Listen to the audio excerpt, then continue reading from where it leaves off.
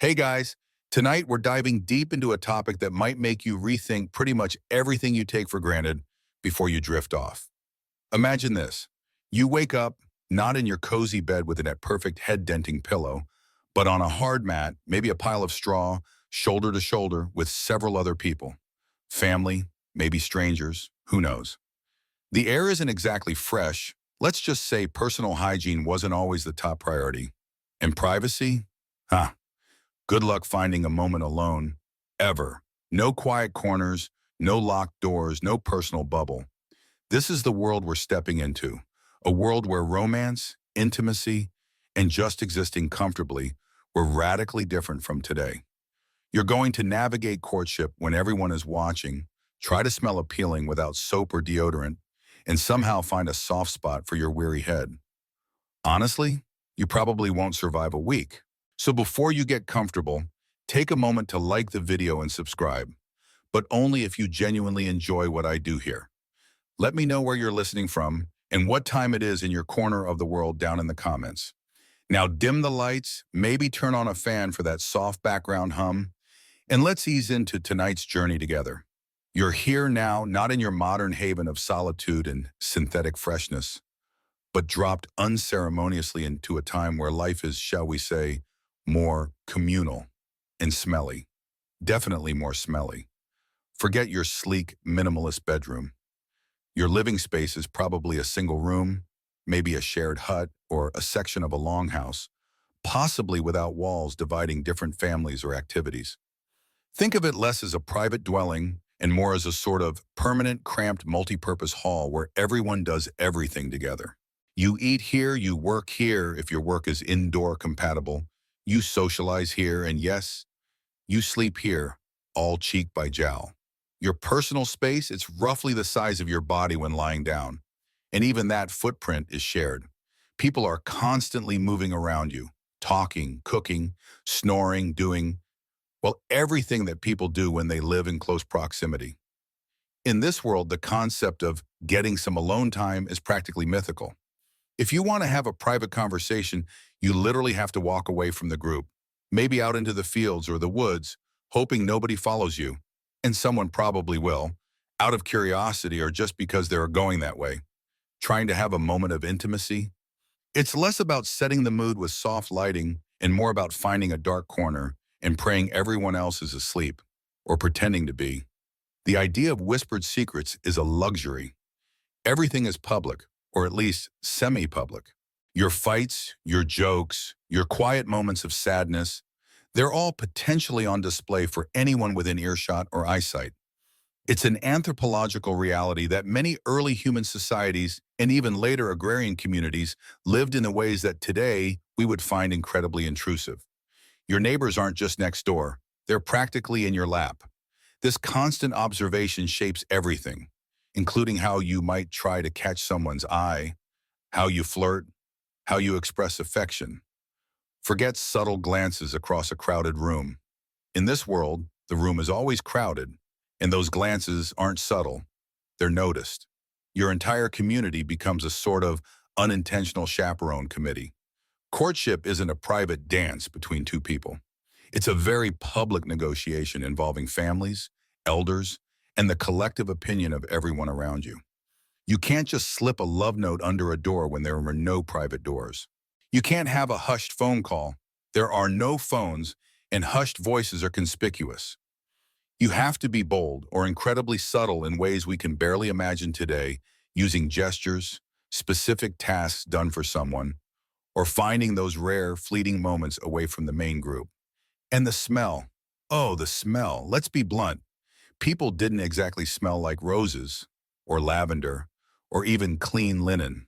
Modern hygiene standards are just that, modern. In many historical periods, bathing was infrequent, sometimes discouraged by religious beliefs or logistical challenges like heating enough water or finding a private place to wash. Laundering clothes was a labor-intensive process, so garments were worn repeatedly between washes. Add to this the pervasive odors of cooking fires, which might offer a temporary smoky mask, but he isn't exactly Chanel No. 5. Livestock living nearby or even with people, unmanaged waste, and just everyday human funk. Your personal scent was your natural scent, amplified by sweat, dirt, and whatever you happened to roll in that day. Trying to smell good for a potential suitor? It wasn't about choosing the right cologne. It was about maybe rubbing some pleasant-smelling herbs on your clothes, or hoping the smoke from the fire was particularly fragrant that evening. Your natural body odor wasn't necessarily seen as something negative in the way we see it today. It was just part of the human condition, something everyone dealt with. Though I bet some funk was funkier than others. You know, there was always that guy. Speaking of comfort, let's talk about sleeping. You're tired, you want to rest your head. What do you reach for? Not a fluffy, down-filled pillow that molds perfectly to your neck. More likely you get whatever's available. Maybe a rolled-up piece of clothing, maybe just the hard ground or floor. In some cultures, people used wooden blocks, stone slabs, or ceramic stands as headrests, designed more to elevate the head than provide cushioning. These were often used to protect elaborate hairstyles from being messed up during sleep, which tells you something about priorities. Comfort, as we understand it, wasn't the primary goal.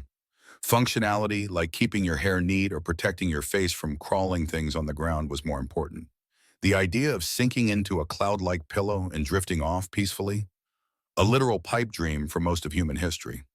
So here you are, constantly observed, perpetually a bit whiffy, and sleeping on something that feels suspiciously like a rock. And yet, people still fell in love. They formed relationships. They got married. They had families.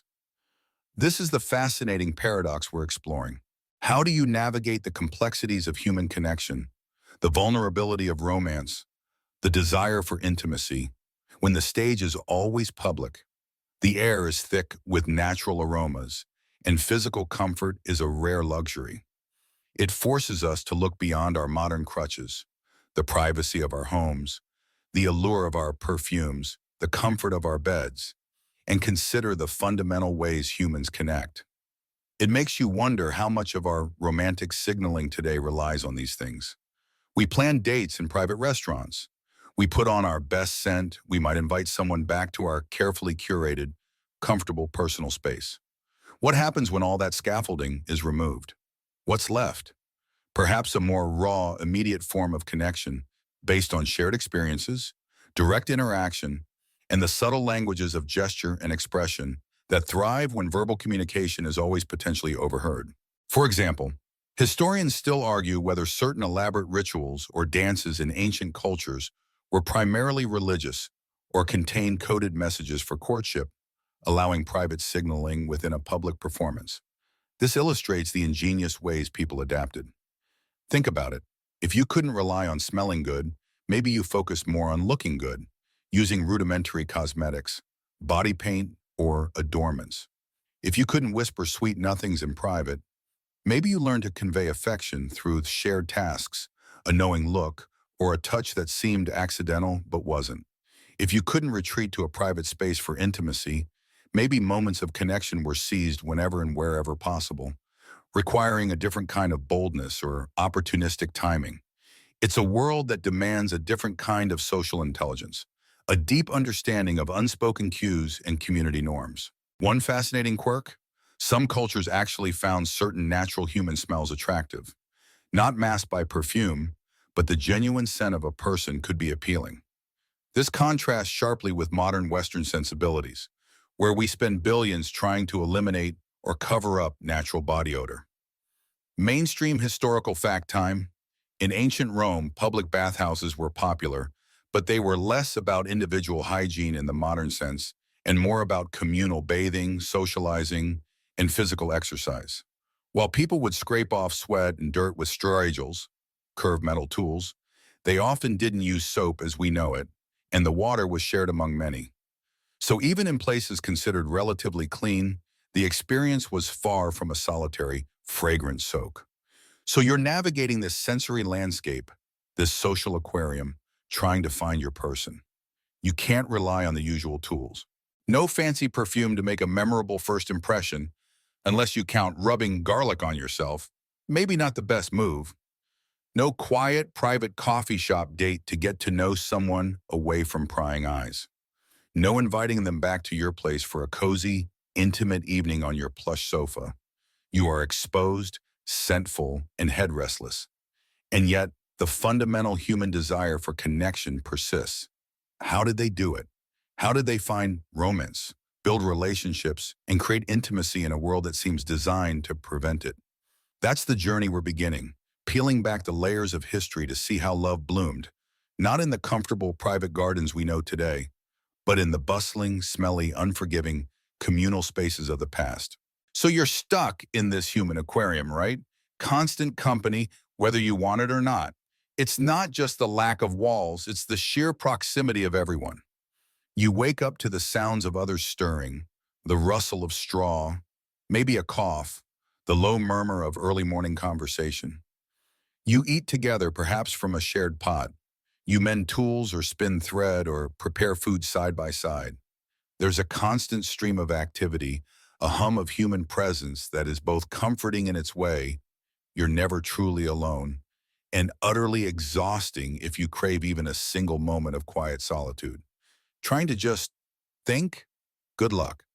Your thoughts are constantly interrupted by the external world, which is basically just other people. This total immersion in the group fundamentally alters how social dynamics play out.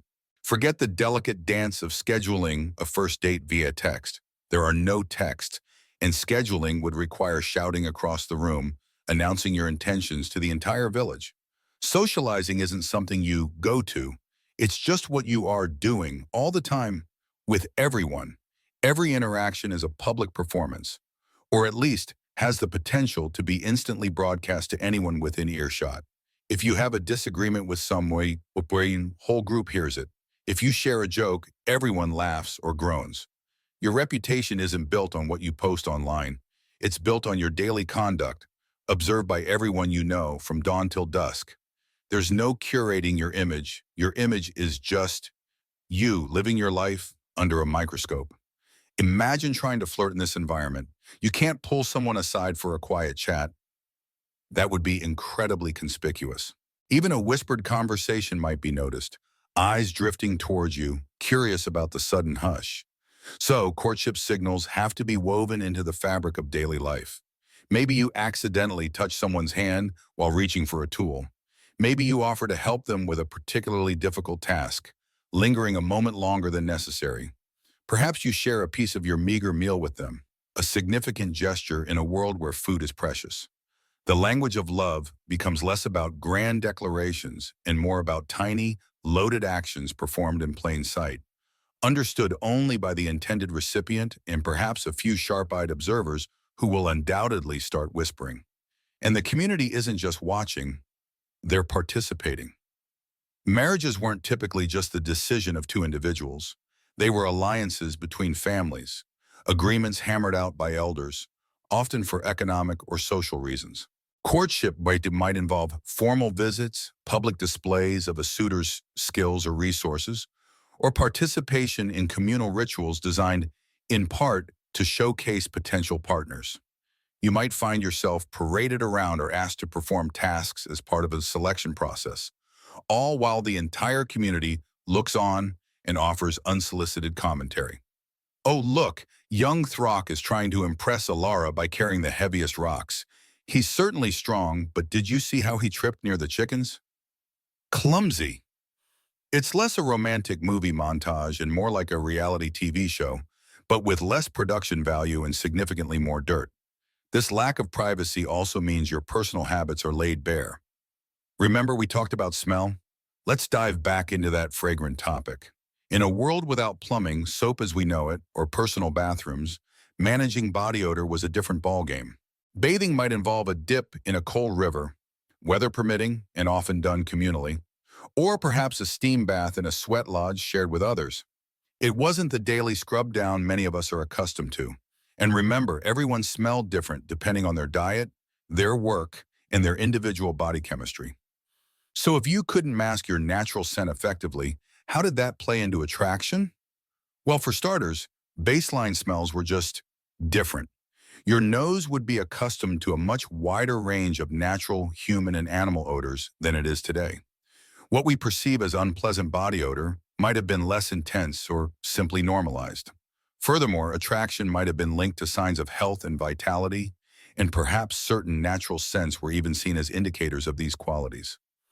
Think about animals. Scent plays a huge role in mate selection. While humans are more complex, our biology hasn't entirely discarded that primal layer. Trying to smell good wasn't about eliminating odor, but maybe layering other scents on top. People use smoke from specific woods or herbs to imbue their clothes and bodies with fragrance. They rub fragrant plants or oils onto their skin. Ancient Egyptians, for example, used perfumed oils and cones worn on the head that would melt and release scent. A far cry from an aerosol can, and probably a lot messier. But these weren't sophisticated alcohol-based perfumes designed to create a complex, lasting scent profile. They were simpler, more direct applications of natural fragrances, often associated with rituals or status as much as personal appeal. You might smell faintly of wood smoke or crushed lavender, or maybe something a bit gamier depending on what you encountered that day. A mainstream historical fact to chew on. In many ancient and medieval societies, communal latrines were common, if they existed at all. People often relieved themselves in shared pits, fields, or even just directly into waterways. This wasn't just a lack of privacy, it contributed significantly to the overall ambient smell of settlements and highlights the vastly different standards of public sanitation compared to today. Imagine trying to have a romantic moment when the prevailing aroma is, well, you get the idea. It makes the simple act of holding hands feel quite brave. Given this olfactory reality, perhaps attraction relied more on visual cues, vocal tones, skills demonstrated, or personality traits. Or maybe, just maybe, humans are incredibly adaptable, and they found ways to appreciate each other despite the smells. Perhaps you got used to the scent of the person you cared about, and it became familiar and even comforting, much like how we might find the specific scent of our home or loved ones comforting today, even if it wouldn't win an award at a fragrance convention. Here's a quirky historical tidbit. Some cultures practiced what anthropologists call sleeping courtship. This involved a potential suitor being allowed to join the woman in her Weihnachtsabend, sometimes with family members present, sometimes not, depending on the culture's norms and the level of trust, for conversation and intimacy. Short of sexual intercourse, the idea was to get to know each other intimately through conversation and physical closeness, in a setting that was still technically supervised or at least known to the community. It's a fascinating example of how the lack of private spaces led to unique, communal forms of courtship and intimacy that seem incredibly alien to us today. Imagine explaining that to your parents. Yeah, he just spent the night in my bed, talking, with mom snoring in the corner. The pervasive lack of privacy also meant reputation was paramount. If you did manage to court someone and formed a relationship, the community knew. Any perceived misstep, any argument, any sign of infidelity, it would be instantly public knowledge. This wasn't just gossip. In many societies, community approval and adherence to social norms were essential for survival and social standing. Falling out of favor with the group could have serious consequences.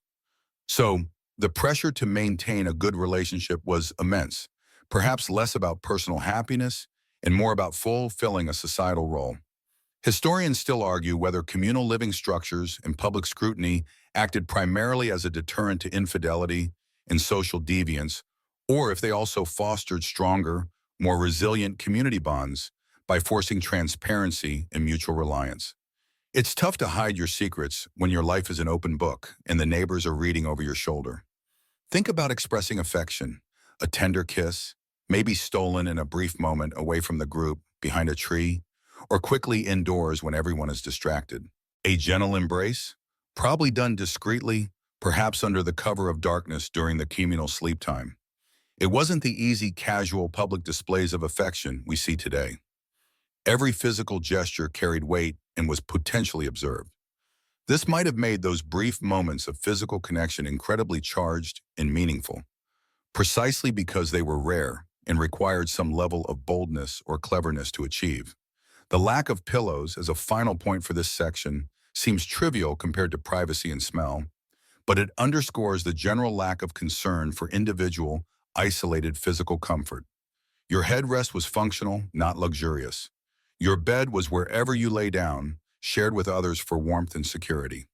This physical reality mirrors the social reality. Life was hard, communal, and focused on the collective rather than individual comfort or solitude. Your body was simply another part of the communal landscape, expected to adapt and endure. So you're navigating this world. You're trying to connect with someone. You can't whisper secrets. You have to learn the language of glance and subtle gestures. You can't rely on cologne. You hope your natural scent isn't too offensive, or that you've found some nice smelling herbs. You can't retreat to a private space. Every moment of intimacy, even just conversation, is a calculated risk, a search for a fleeting pocket of semi-solitude. It's a world that demands a different kind of vulnerability, a different kind of courage, and a different definition of romance. It's a love story written not in whispered words and shared pillows, but in shared glances across a smoky room, in helpful hands during a difficult task, and perhaps in the subtle language of scent that our modern noses have forgotten how to read. So you've accepted that your personal bubble is smaller than a contact lens, and the general aroma of your world leans more towards fermented cabbage and damp earth than ocean breeze and sandalwood. We touched on how modern perfume didn't exist, right? This wasn't just a minor inconvenience. It fundamentally changed the game of attraction. You couldn't just spritz yourself with something alluring and hope for the best. Your natural scent, whatever it was largely what you had to work with. Think about it. You're living in close quarters, with minimal effective sanitation and maybe a communal dunk in the river if you're lucky. Your individual body odor is a complex cocktail of genetics, diet, which was probably pretty limited and repetitive, activity level, and health. In a world without deodorant or soap as we know it, these factors would combine to create a truly unique personal signature scent. And this signature scent, far from being something to be masked, might have actually been a source of information. Our modern noses are pretty domesticated. We're trained to like clean, floral, fruity, or fresh scents, often derived from synthetic chemicals. We actively suppress natural human smells. But imagine if your nose was less preoccupied with distinguishing between fresh linen and mountain spring, and more attuned to the subtle biological signals embedded in scent. Pheromones, those chemical signals that influence behavior, especially reproductive behavior in animals, are still a topic of scientific debate when it comes to their precise role in human attraction. But even setting aside controversial pheromones, general body odor does carry information about a person's diet, health, and even genetic makeup, specifically variations in the major histocompatibility complex, or MHC, which is linked to immune system health. In this pre-perfume era, perhaps those subtle natural signals were much more significant. Maybe someone's healthy, robust scent was genuinely attractive, indicating vitality and good genes for potential offspring. Conversely, the smell of illness or poor diet would have been a clear turnoff, a biological warning sign you couldn't easily ignore or cover up with a blast of Axe body spray. Thank goodness. Honestly, imagine that smell mixed with swamp gas. You'd be sniffing out potential mates in a much more primal way, perhaps without even consciously realizing it. Your nose was a built-in compatibility test, albeit a very pungent one. You might try to enhance your natural scent, but the options were basic. Rubbing yourself with strongly scented herbs like mint or lavender, using oils pressed from plants, which could easily go rancid, or trying to acquire animal musks, which would have been rare and expensive. Smoking your clothes over aromatic woods could impart a smoky, intriguing scent, but it wouldn't hide much underneath. It wasn't about creating a new artificial scent profile. It was about adding subtle layers or perhaps masking the least pleasant aspects, like the smell of sweat or decay. You were essentially working with the raw material, hoping it was appealing or, at the very least, not actively repulsive. This reliance on natural scent, or the inability to escape it, puts a different spin on romantic chemistry. That intangible spark or feeling of connection? Maybe part of it was simply that your biological odors were compatible, a silent subconscious conversation happening below the level of conscious thought. You didn't need sophisticated dating algorithms. Your olfactory system was doing some of the matchmaking work. Just imagine the awkwardness if you met someone you liked everything about, but their natural smell just rubbed your nose the wrong way. Sorry, Throck, great hunter, lovely smile, but you just smell like fermented fish guts and existential dread. It's not you, it's my nose. Since smell was largely out of your control as a tool for sophisticated seduction, attraction had to rely heavily on other cues. What did people look for? Well, physical health was paramount. In a world with high mortality rates and constant physical labor, someone who looked strong, healthy, and capable was inherently attractive. Clear skin despite the dirt, bright eyes, a sturdy build. These weren't just aesthetic preferences. They were indicators of survival fitness. You'd be looking for someone who wouldn't keel over from the common cold, someone who could pull their weight literally in the village, someone who looked like they could survive childbirth or a bad harvest. It was less about shredded abs and more about not having obvious signs of disease or malnutrition. Skills were also incredibly attractive. Could they make fire efficiently? Were they good at foraging or hunting? Could they weave sturdy cloth or build a solid shelter? These were practical skills that directly contributed to the group's survival and well-being. Someone who was resourceful and capable was a valuable asset, and that practical value translated into desirability. Forget flashy cars or high-paying jobs. Your ability to keep everyone from starving or freezing was the ultimate status symbol. Wow, look at Alara. She just trapped 3 rabbits before lunch. And her fire-starting technique? Sublime. Absolute heartthrob material. Personality traits mattered too, of course. Reliability, kindness, to the group at least, courage, a good sense of humor, probably dark and practical given the circumstances. These would all contribute to how someone was perceived within the tightly knit community. Remember, your reputation was public knowledge. If you were known as lazy, quarrelsome, or untrustworthy, it didn't matter how healthy you looked. You'd be a less appealing partner. The constant scrutiny meant that your true character, for better or worse, was on display, and it factored heavily into your eligibility. Your social standing, while perhaps not as rigid as later feudal systems, still played a role. Were you from a respected family? Did you have influential relatives? Were you seen as a leader or someone who contributed positively to the group? These factors, though not purely personal, would influence your attractiveness in the pool of potential partners available to you. It was a complex calculation involving personal qualities, practical skills, and your position within the social matrix, all observed and judged by everyone around you. A mainstream historical fact. Across many early human societies, marriages were often arranged or heavily influenced by family or community elders. The concept of romantic love as the sole basis for marriage is a relatively recent historical development, gaining prominence primarily in the last few centuries in Western cultures.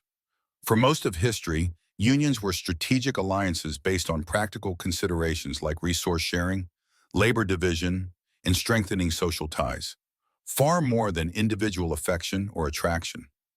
This lack of emphasis on individual romantic love and formal pairings might seem, well, unromantic to us, but it doesn't mean people didn't experience attraction or form deep emotional bonds.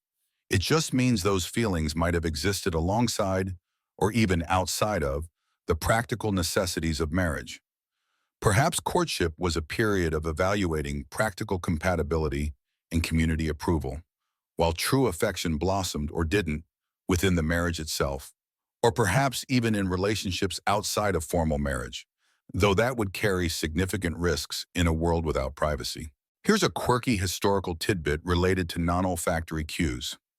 In some cultures, physical appearance was sometimes deliberately altered to enhance attractiveness or signal status and health. This could include practices like scarification, creating patterns of scars on the skin, teeth filing, using pigments for decoration, or specific hairstyles. These weren't random acts of self-expression. They were often culturally significant modifications intended to make a person appear more desirable by demonstrating resilience, surviving painful procedures, social status, only certain people could afford, or were allowed specific modifications, or adherence to group identity. Your personal style wasn't about following a fashion trend. It was about marking your body in ways that communicated valuable information to potential mates and the community.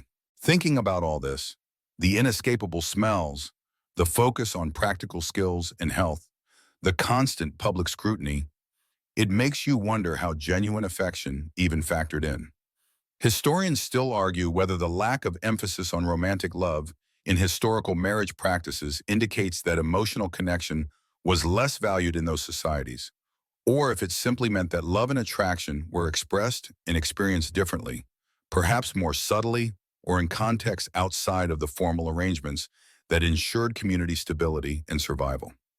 Was it truly a world where love at first sight was impossible because you were too busy worrying about their teeth filing technique and whether their body odor hinted at tapeworms? So without the easy crutch of perfume or private spaces, how did you signal attraction?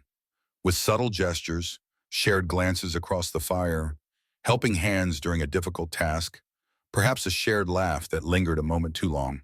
You learned to read body language in minute detail, to understand the nuances of vocal tone, to appreciate the strength of a back carrying water or the dexterity of hands weaving a fishing net. Attraction was built on a foundation of shared survival, mutual respect, and practical partnership, with natural chemistry, both emotional and perhaps, yes, olfactory, bubbling up beneath the surface. It was a slow burn, a layered discovery, far less reliant on superficial presentation and far more rooted in the raw reality of living side by side, day in and day out. It required a different kind of perception, a different kind of appreciation for the human being in their most unadorned, unfiltered state. It was, in its own way, profoundly intimate, precisely because there was nowhere to hide. You've navigated the olfactory minefield, learned to appreciate practical skills over perfect smiles, and accepted that dating was more about community vetting than whispered secrets. Now let's talk about sleep, or rather, the distinct lack thereof, and the profound effect it had on everything, including your romantic prospects. We mentioned the absence of pillows earlier, almost as a side note, but it's far more than a minor inconvenience.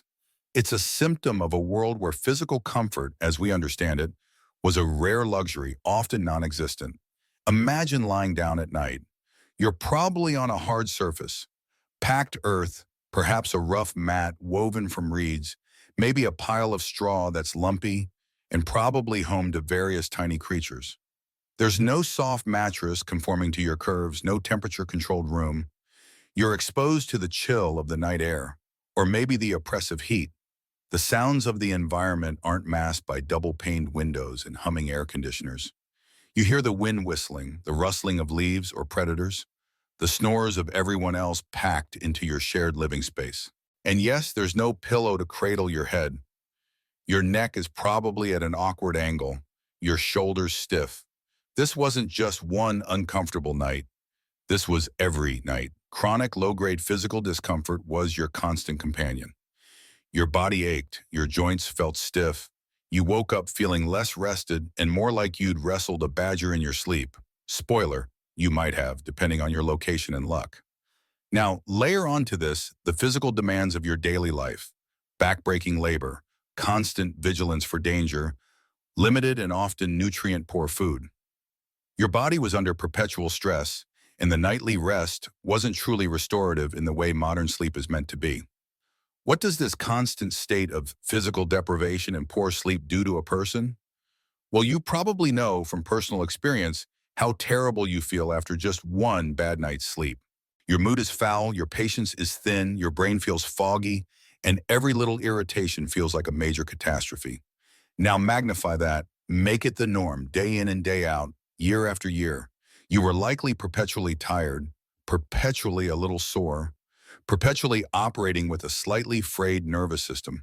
This had huge implications for social interactions. Remember that constant public scrutiny we talked about? Living in close quarters with chronically sleep-deprived, physically uncomfortable people. It required a level of resilience and emotional control that would be truly impressive by modern standards. Minor annoyances could easily escalate. Misunderstandings could fester. The capacity for empathy might be diminished when you are constantly preoccupied with your own physical state. You couldn't just retreat to your private bedroom to decompress or recharge your social battery. You were always on, always navigating the tired, stressed out energy of the group. How did this affect attraction and relationships? Patience, kindness, and a stable temperament would have been incredibly valuable and perhaps harder to come by.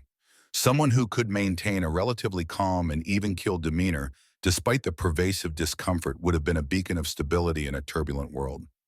Their resilience wasn't just physical, it was also mental and emotional. They weren't just surviving, they were managing to be a decent human being under extremely difficult circumstances. That quiet strength, that ability to not snap at everyone despite the constant ache in your back, would have been incredibly attractive.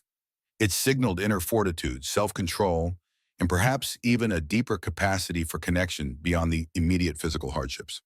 Conversely, someone who was perpetually irritable, prone to outbursts, or constantly complaining, not that complaining would do much good, but you get the idea, would be less appealing.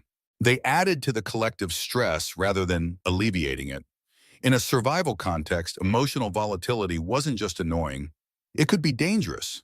It could disrupt cooperation, lead to conflict, and undermine the group's cohesion. So while a six-pack might get likes on Insta, in this world, the ability to not constantly complain about your lumpy straw bed was probably the real turn-on. Oh, look, Throck isn't whining about his neck again. What a catch!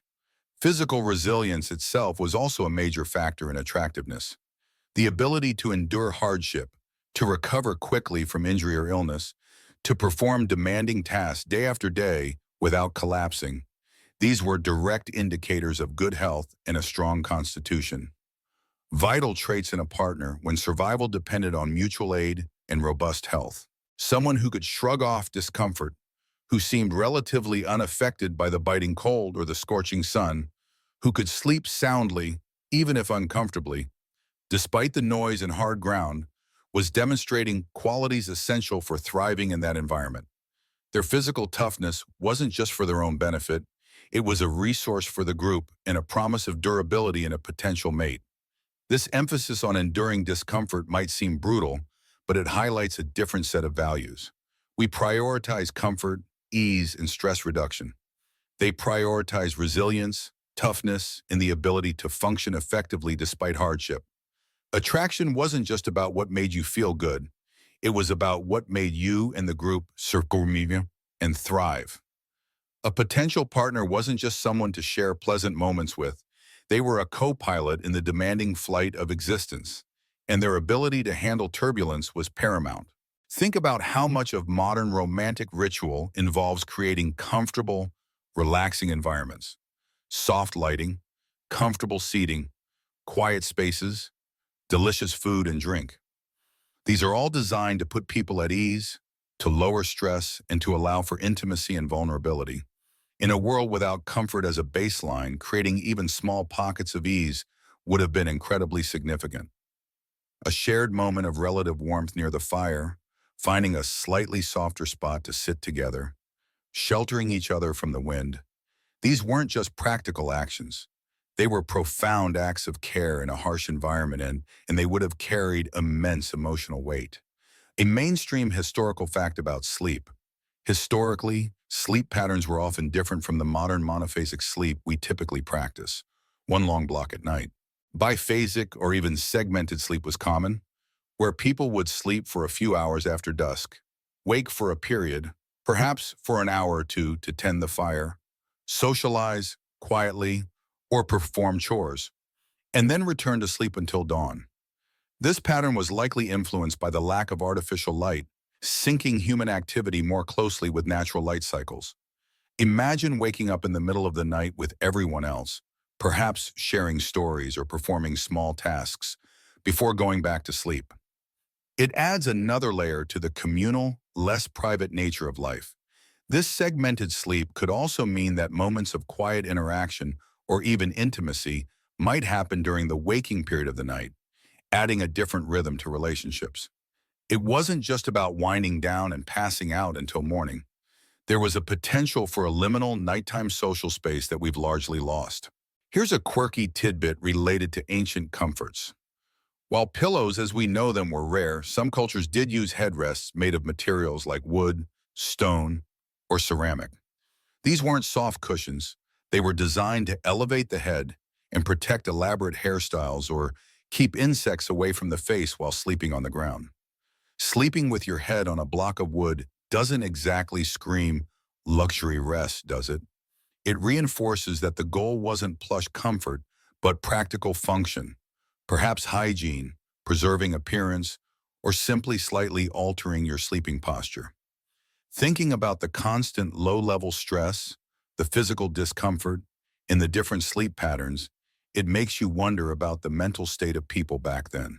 Historians still argue whether the chronic physical hardship of pre-modern life led to higher levels of stoicism and resilience as a cultural norm, or if it simply resulted in a lower overall baseline of well-being and higher rates of stress-related issues, even if they were expressed differently than they are today. Were people genuinely tougher, or just constantly miserable and better at hiding it? Probably a bit of both, leaning heavily towards the latter, if I had to guess. Try being charming and romantic when you haven't had a decent night's sleep in 3 weeks, and your neck feels like petrified wood. So, while the absence of pillows and widespread comfort seems like a minor detail, it underscores a fundamental difference in the lived experience. It meant that resilience, both physical and emotional, was a highly valued and attractive trait. It meant that small acts of physical comfort or consideration, like sharing a warmer spot or helping ease a burden, carried significant emotional weight. It meant that navigating relationships required extra patience and understanding, acknowledging that everyone was likely operating with a deficit of rest and ease.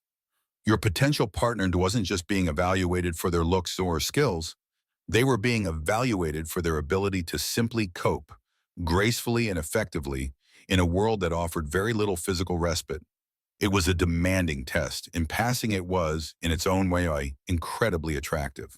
So you're tired, maybe a little sore, operating on a level of sleep deprivation that would earn you medical leave today, and navigating a social landscape where everyone is equally stressed, but also constantly in your personal bubble. There's no escaping into the soothing void of your private sanctuary because, well, there isn't one. And this pervasive lack of privacy didn't just affect where you slept or where you conducted other bodily functions. It fundamentally shaped how relationships bloomed, or perhaps more accurately, how they were cultivated under the relentless gaze of the entire community. Forget sliding into someone's DMs.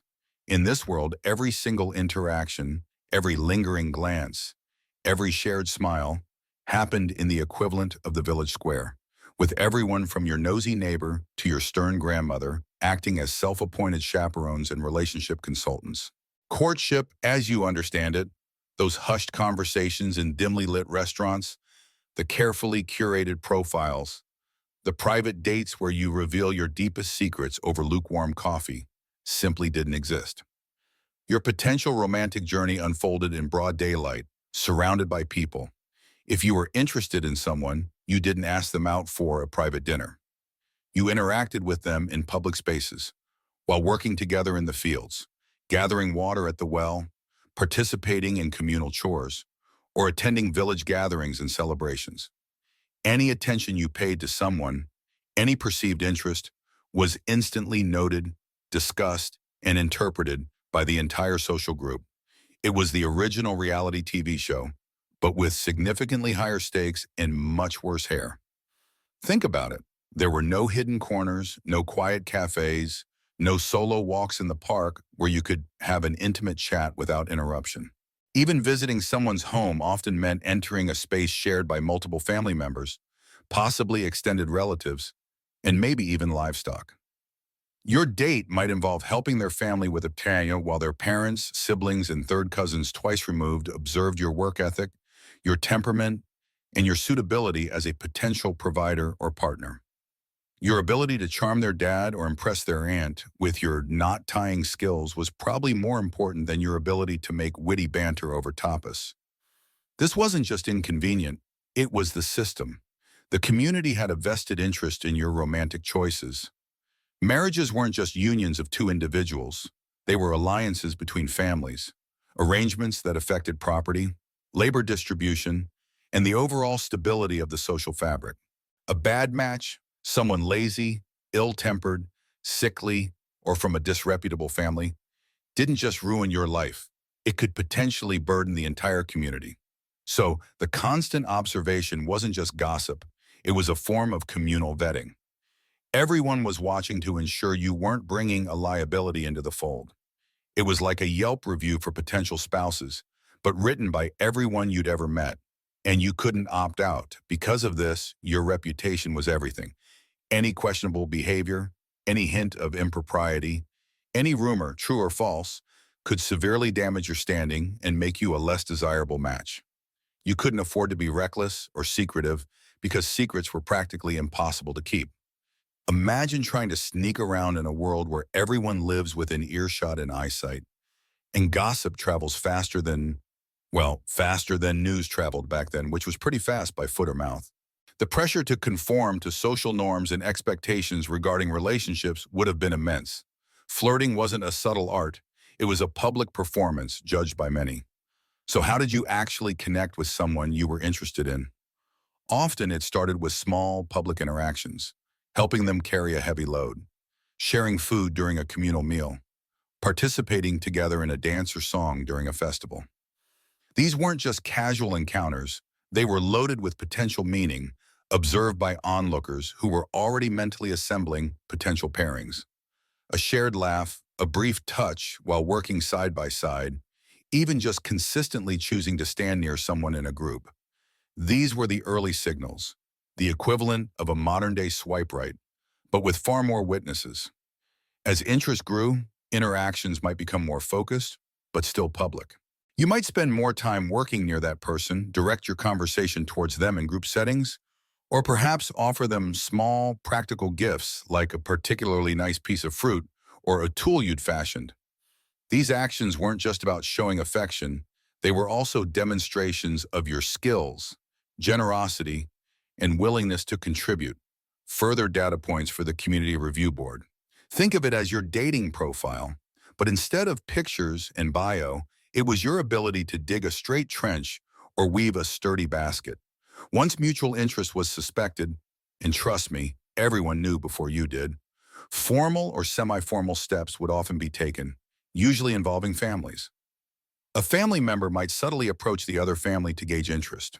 Discussions about suitability, background, and expectations would occur, not just between the potential couple, who might barely know each other alone, but primarily between their families, sometimes with community elders involved. Your personal feelings were a factor perhaps, but they were often secondary to the practical considerations in the approval of the wider group. Love wasn't necessarily the starting point. It was often something that was hoped to develop. After the match was made and sanctioned, do you love them? Wasn't the first question. It was more like, are they healthy? Do they work hard? Is their family reputable?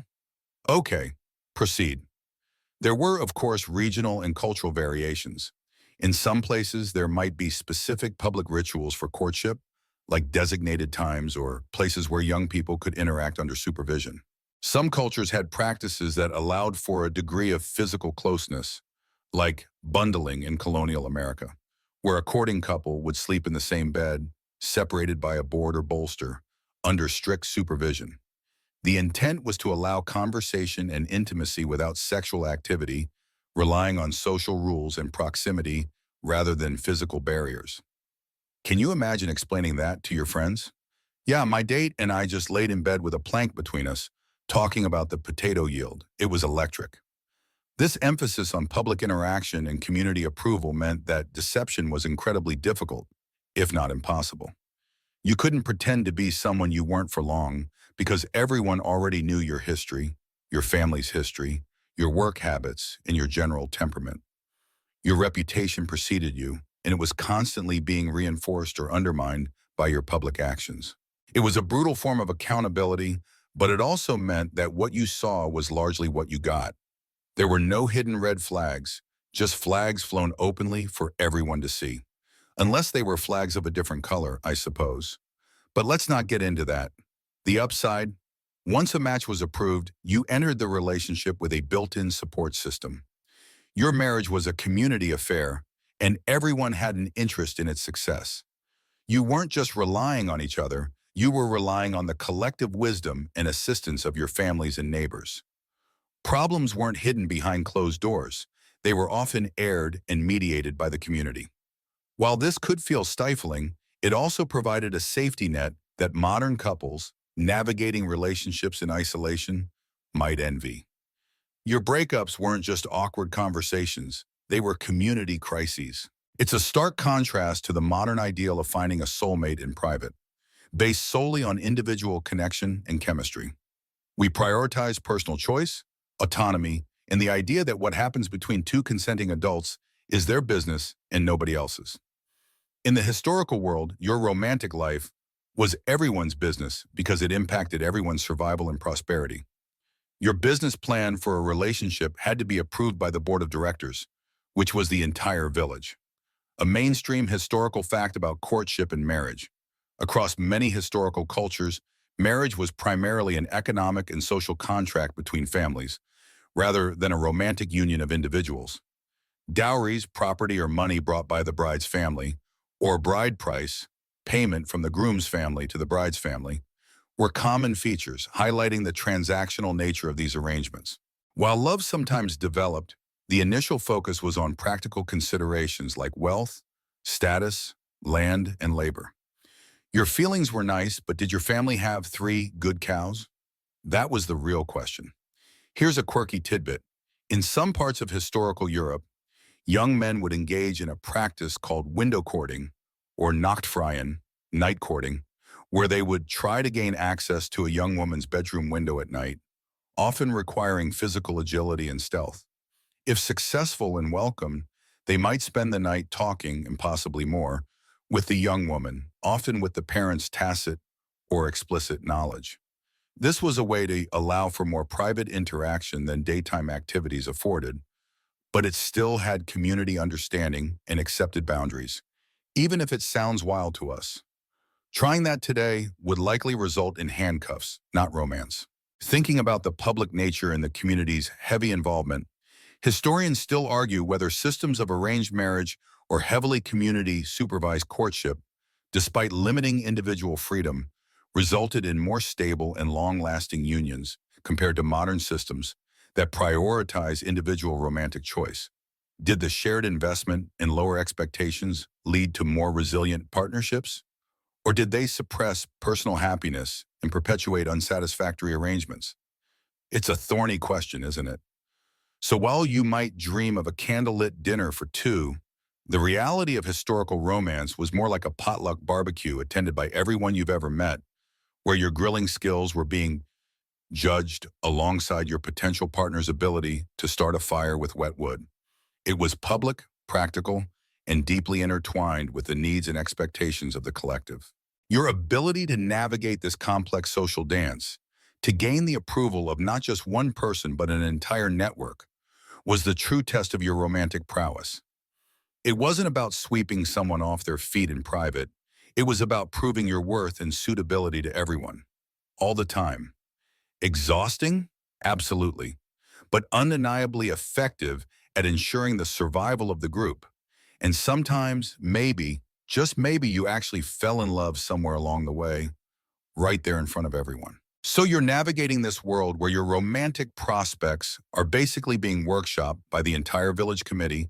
Every interaction happens under a spotlight, and the closest thing to privacy is maybe hiding behind a large bush, but only if no one needs that bush for fuel or animal feed. And as if that wasn't enough pressure, let's talk about the sensory environment. Specifically, let's talk about how you smelled and how everyone else smelled. Because in this world, without modern sanitation, without deodorant or antiperspirant, without regularly laundered clothes, and without the ubiquitous cloud of perfume and air freshener that follows us around today, smell wasn't just a background detail. It was a primary form of communication. It was loud, it was unavoidable, and it told you a lot about a person, whether you wanted to know it or not. Forget the subtle hint of sandalwood or the fresh scent of linen. The dominant olfactory notes of your daily life were probably a potent blend of wood smoke, unwashed bodies, animal waste, because animals often lived in or very near homes, fermentation from brewing or food storage, damp earth, and general human effluvia. Public spaces weren't just visually crowded, they were olfactorily overwhelming. The market wasn't just a place to buy goods, it was a symphony of smells, ripe produce and rotten, live animals, tanning hides, blacksmithing smoke, and hundreds of people carrying the accumulated odors of their lives. Walking down what passed for a street meant navigating open sewers or the constant presence of waste that hadn't been carried away. You were constantly immersed in a pungent reality that would send most of us running for the nearest hazmat suit. Bathing when it happened was infrequent for most people, and often a logistical challenge. Getting enough water, heating it, a massive drain on resources, and finding a suitable place were significant undertakings, not a casual daily ritual. Many people might only bathe a few times a year, perhaps tied to specific holidays or necessary for health reasons, like recovering from illness. Washing clothes was also laborious, involving ash, lye, or other harsh cleansers and physical scrubbing, so clothing was worn for extended periods between washes, accumulating layers of sweat, dirt, and environmental odors. Your signature scent was, for better or worse, just you, plus everything you'd interacted with recently. In this pervasive olfactory landscape, a naturally pleasant personal smell would have been incredibly rare and presumably highly attractive. We're talking about a world where simply not smelling overwhelmingly bad was a major win. Any attempt to mask or alter your natural scent involved things like rubbing herbs on your body or clothes, wearing sachets of dried flowers, or using rudimentary oils, but these were often short-lived and struggled to compete with the baseline smells of existence. Perfume, as we know it, was the exclusive domain of the very wealthy, utilizing expensive imported spices and complex techniques. And even then, it was often used more to declare status than to genuinely cover up pervasive odors. The average person had no access to anything resembling modern fragrance or hygiene products. This had profound implications for attraction and relationships.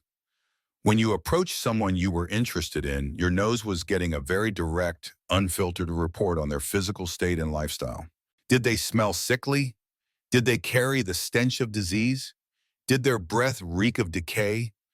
Dental hygiene was, shall we say, rudimentary. Or did they, perhaps miraculously, possess a less offensive, maybe even subtly pleasant natural scent?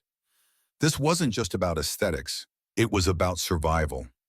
Our bodies are wired to detect health and compatibility through scent cues, and in a world without masking agents, these signals would have been incredibly strong.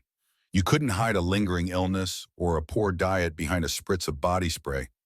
Your smell was an honest broker, for better or worse.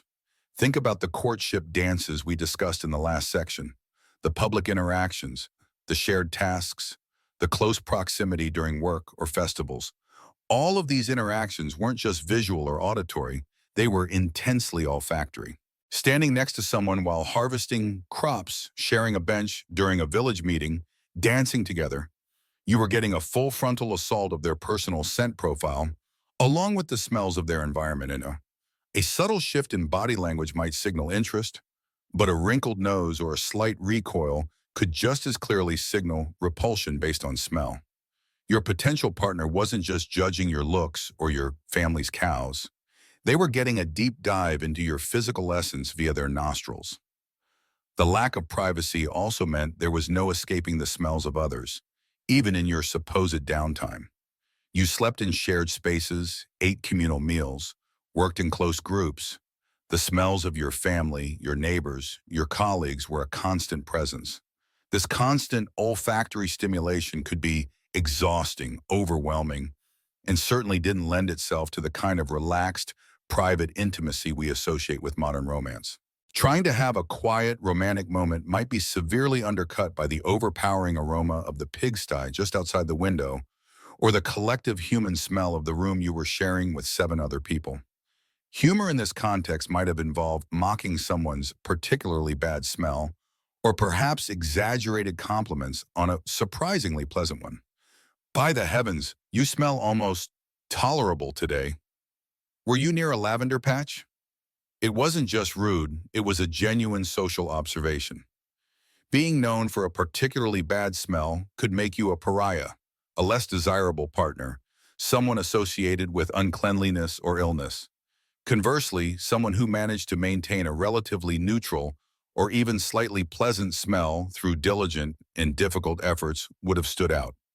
The concept of personal space was minimal, and this included your personal scent cloud. It overlapped constantly with everyone else's. Imagine trying to have a serious conversation when you're both acutely aware of each other's breath and body odor. It required a different kind of tolerance, a different standard of what was acceptable, simply because there was no alternative. You couldn't ask someone to step back because their smell was bothering you without causing significant offense or appearing incredibly strange. This was just how it was. You adapted or you spent a lot of time holding your breath. This constant, unavoidable sensory input made first impressions particularly potent. You might see someone from across the square and be intrigued, but that initial close interaction, the moment you were within sniffing distance, could either confirm or completely extinguish that interest. It was a brutal, instinctual filter. Did their natural scent resonate with yours? Did it feel right? We know that pheromones and natural body chemistry play a role in attraction, and in a world without artificial masking, these signals would have been amplified, possibly playing a much more conscious role in attraction than they do for us today. It was less about their profile picture and more about their biological profile.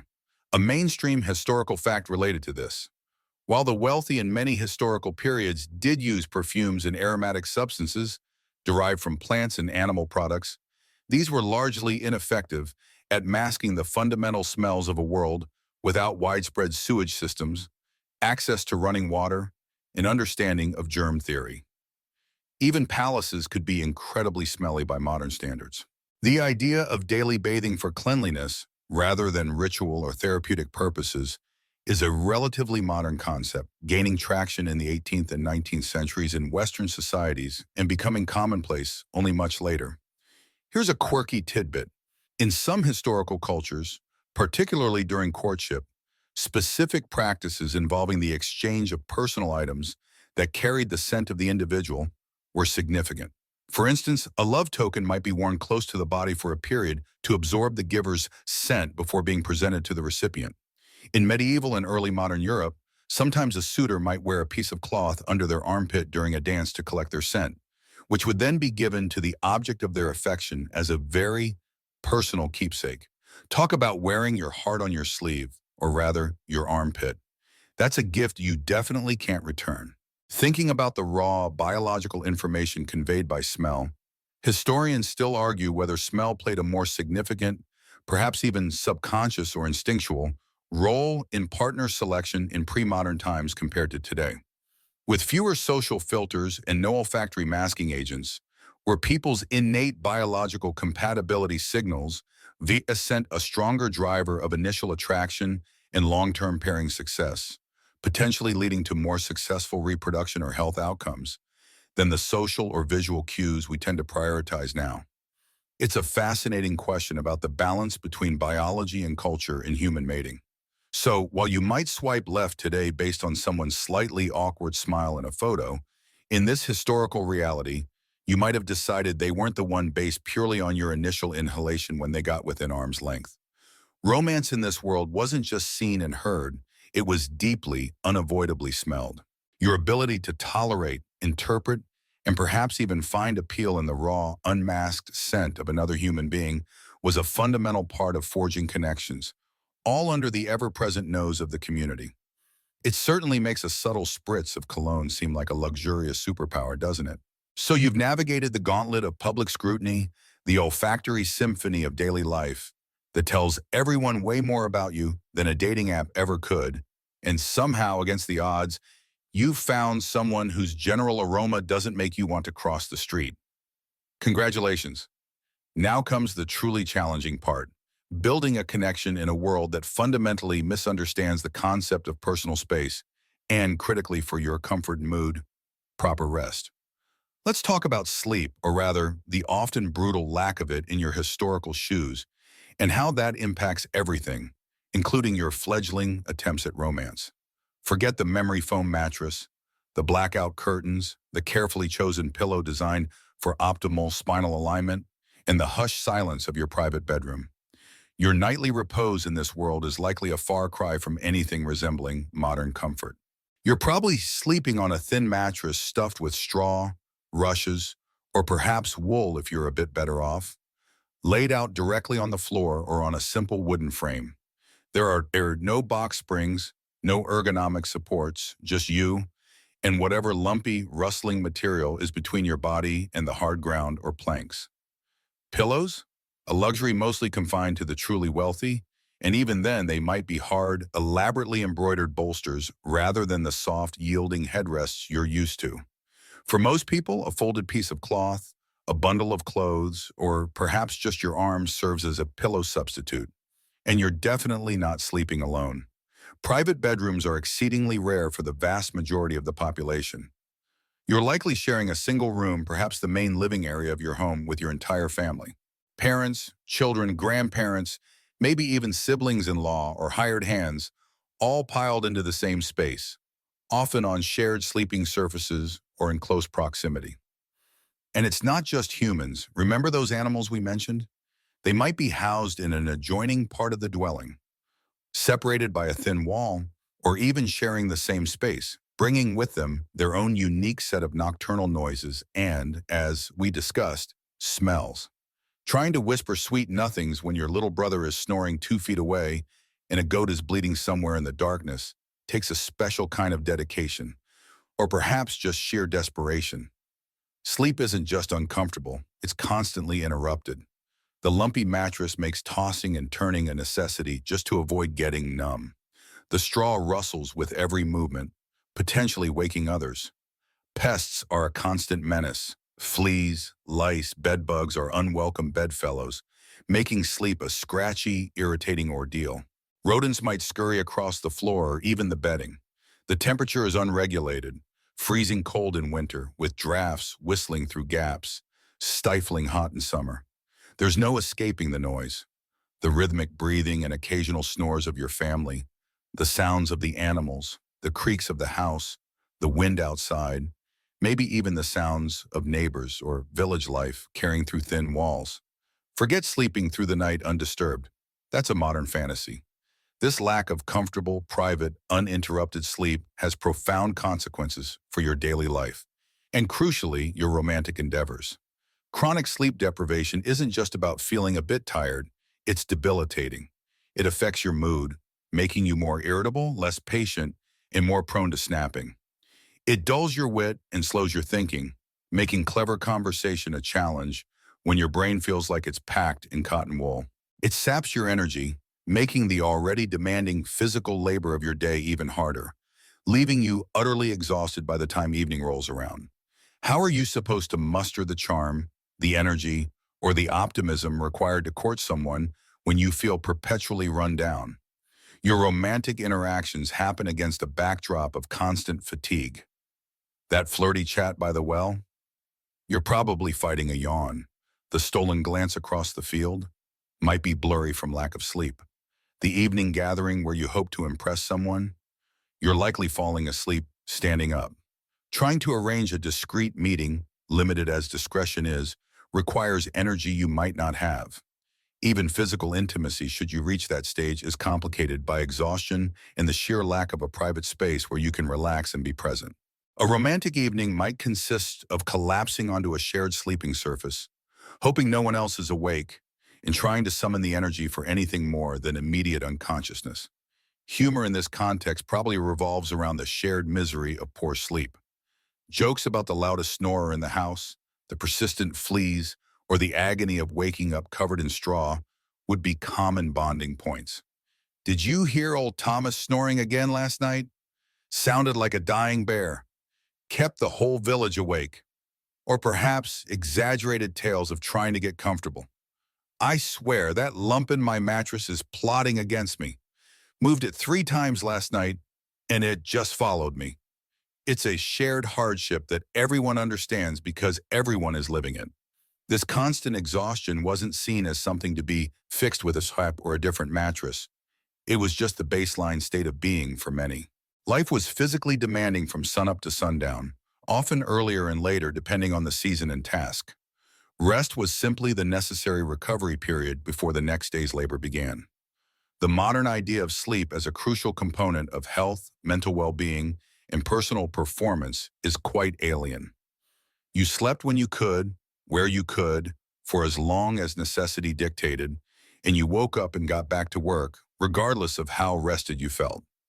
The concept of a good night's sleep meant surviving the night without being too cold, too hot, too bothered by pests, or too disturbed by others. It wasn't about feeling refreshed or energized. It was about making it through until morning. This pervasive state of low-level fatigue would undoubtedly impact social interactions, making people potentially more quick-tempered, less resilient to stress, and perhaps less emotionally available or expressive in nuanced ways simply because they lack the mental energy. Building a deep, complex emotional connection is harder when you're perpetually running on empty. Think about the patience required for courtship in this world, the slow process, the indirect communication, the community involvement.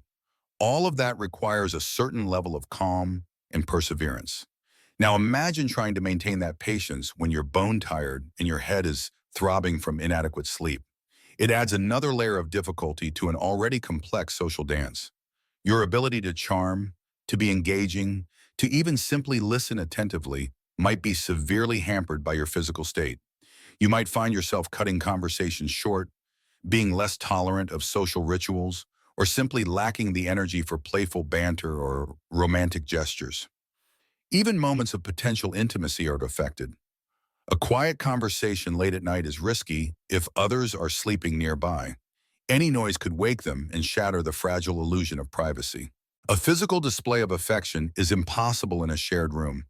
The opportunities for connection that involve shared quiet or physical closeness are severely limited by the sleeping arrangements.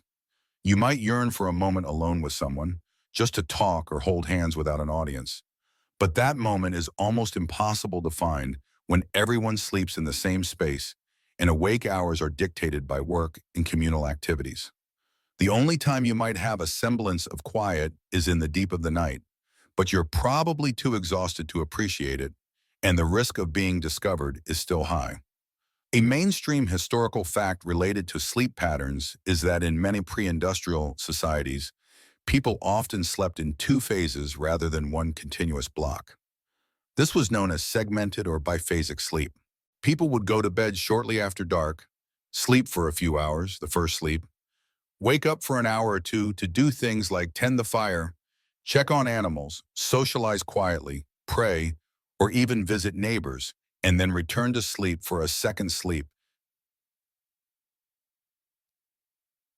This pattern might have been influenced by natural light cycles before artificial lighting was common, but also potentially by the shared living spaces and less structured workdays compared to modern society.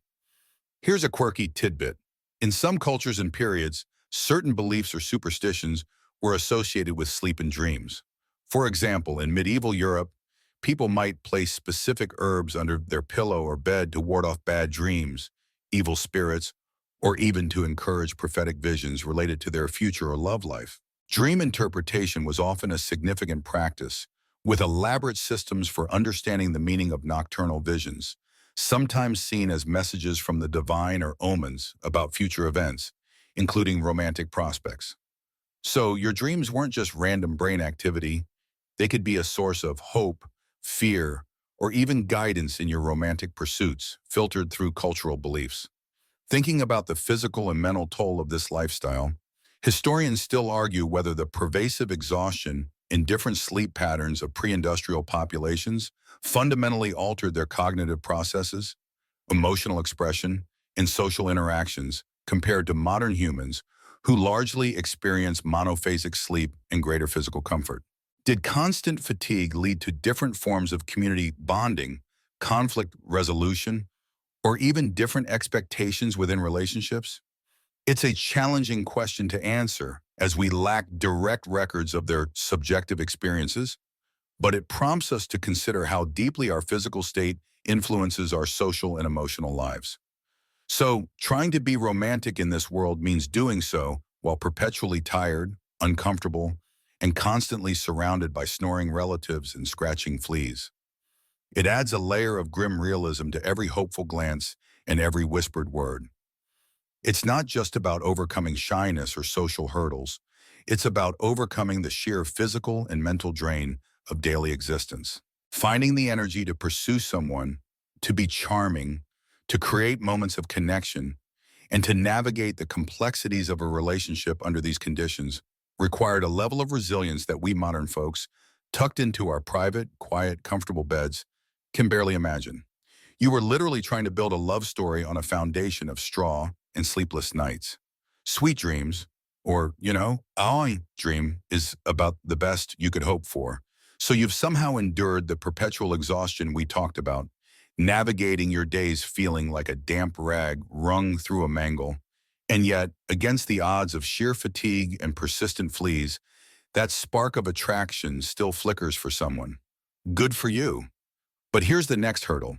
Translating that flicker into anything resembling a relationship requires navigating a landscape of social rules and communal expectations that make modern dating feel like a walk in an empty park by comparison. Forget swiping right. In this world, finding a partner is often a structured, public performance, overseen by family and community eyes, with little room for spontaneous privacy. Courtship here isn't a series of discreet coffee dates or whispered conversations in dark corners. It's often a formal, or at least semi-formal process initiated by families as much as, or even more than, by individuals. Marriage was fundamentally an alliance between families, between properties, between futures. Your personal feelings were certainly a factor in many periods and places, and sometimes a very important one, but they were rarely the only factor, and often not the primary one, especially in more prosperous households where inheritances and status were at stake. Even among the less wealthy, combining labor and resources was a practical consideration. So how does it work? Let's say you've identified someone you're interested in, and perhaps they've shown some reciprocal interest, maybe through a slightly longer glance than necessary, or not immediately averting their gaze when you pass. The next steps usually involve your families. Your family, or perhaps a representative, might approach their family to sound out the possibility of a match. This isn't a clandestine operation. This is potentially the talk of the neighborhood. Imagine your parents calling up the parents of that person you like to be like, "Hey, so, your name here was wondering. You busy next Tuesday? We were thinking." Except it's probably much more formal and loaded with social weight. If the initial sounding out goes well, there might be visits, formal visits, to their home, where you will be expected to sit, probably awkwardly, while the parents do most of the talking, assessing suitability, discussing prospects, and generally giving you both the once-over like your livestock at market. You might be allowed a brief chaperone conversation, perhaps in the main room with grandma, sitting conspicuously in the corner, or maybe outside within clear view of a busy street. This is your chance to make an impression, not just on the object of your affection, but on their entire family, and by extension, anyone who happens to see you interacting. No pressure. The community is not just an audience, they're active participants. Your courtship, such as it is conducted under the watchful eyes of neighbors, relatives, and anyone else who happens to be around. Gossip is rampant and powerful. A misstep, an inappropriate word, a perceived forwardness, or even just appearing too eager or too reluctant can be discussed, dissected, and potentially damage your reputation or the prospects of the match. Trying to have a private conversation is almost impossible when you live and work in close proximity to everyone else. That quiet walk might involve half a dozen kids following you, or Aunt Carol peering over the fence. It's like living in a reality show where the cameras are invisible, but everyone thinks they're a producer offering commentary. Public rituals reinforce this lack of privacy. Exchanging tokens of affection, like a simple gift or a piece of ribbon, might be done openly, observed by others. A formal betrothal or engagement is often a community event, solidifying the union in the eyes of everyone. Even just walking together or spending time in proximity during communal activities is a public declaration of intent, or at least potential intent, subject to interpretation and commentary. There's nowhere to hide your developing feelings or intentions from the collective gaze. Comparing this to modern dating, where you can spend weeks or months texting, video calling, and meeting up privately before telling anyone, feels utterly alien. The privacy and anonymity that digital communication and private spaces afford simply don't exist. Your romantic journey unfolds in the village square, the field, the market, the shared home, places where you are constantly seen and judged. This pressures people to conform to established norms and discourages any deviation from expected courtship behavior. Trying to do something romantic in the modern sense, a surprise gift left secretly, a private dinner, a whispered declaration of love just between the two of you, is incredibly difficult, if not impossible, to pull off without being observed. Consider the sensory world of this public courtship. The sounds aren't soft music or hushed tones. They are the chatter of onlookers, the clatter of daily work nearby, the bleating of animals, the ambient noise of communal life. The sights are not candle-lit tables. They are dusty paths, crowded rooms, busy marketplaces. Even a seemingly romantic gesture like offering someone a flower might be done with your father standing nearby and three neighbors pretending not to listen. It requires a different kind of courage to express interest when your entire social circle is essentially chaperoning you.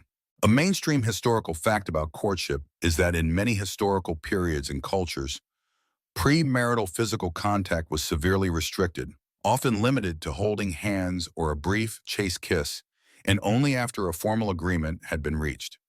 The emphasis was on public propriety and the legal or social contract of marriage, rather than personal passion or physical intimacy before the union was sanctioned. This further underlines the public and constrained nature of pre-marriage interactions. Here's a quirky tidbit. In some folklore and traditions across various cultures, there were specific charms, rituals, or folk remedies people might use secretly to try and influence someone's affections or ensure a successful match. These might involve brewing special potions, often harmless herb concoctions, but sometimes less so, reciting incantations, or performing small, symbolic actions involving personal items belonging to the desired person, all done on the sly, a desperate attempt to introduce an element of private magic into a relentlessly public process. Thinking about the motivations and effectiveness of these systems, historians still argue whether these highly structured, family and community-driven courtship systems led to more stable marriages due to the emphasis on practicality and social alignment, or whether they stifled individual happiness and emotional connection by prioritizing collective concerns over personal desires. It's a complex question, weighing social stability against individual fulfillment in a world very different from our own. So your attempts at romance involve not just wooing a person, but also gaining the approval, or at least avoiding the disapproval, of their family and the entire watching community. It's a social negotiation played out in public, with minimal privacy and high stakes. Finding moments for genuine connection, for vulnerability, for expressing true feelings requires immense skill and perhaps a little luck, squeezing them into stolen glances and carefully worded public interactions. It's romance conducted under a microscope, where the greatest act of intimacy might simply be finding a moment where you can look into someone's eyes without six other people trying to figure out what you're thinking, and navigating all this while probably still feeling bone-tired from the lack of sleep. Well, that's just par for the course. So you've made it through the public gauntlet of courtship, navigating the wary eyes of families and the collective commentary of the entire village. You've perhaps exchanged a few words under the watchful gaze of grandma, knitting furiously in the corner, or maybe even managed a slightly longer than strictly necessary walk with your potential suitor, knowing full well that 3 kids and a nosy chicken were probably trailing behind you. But what about dating, as we understand it today?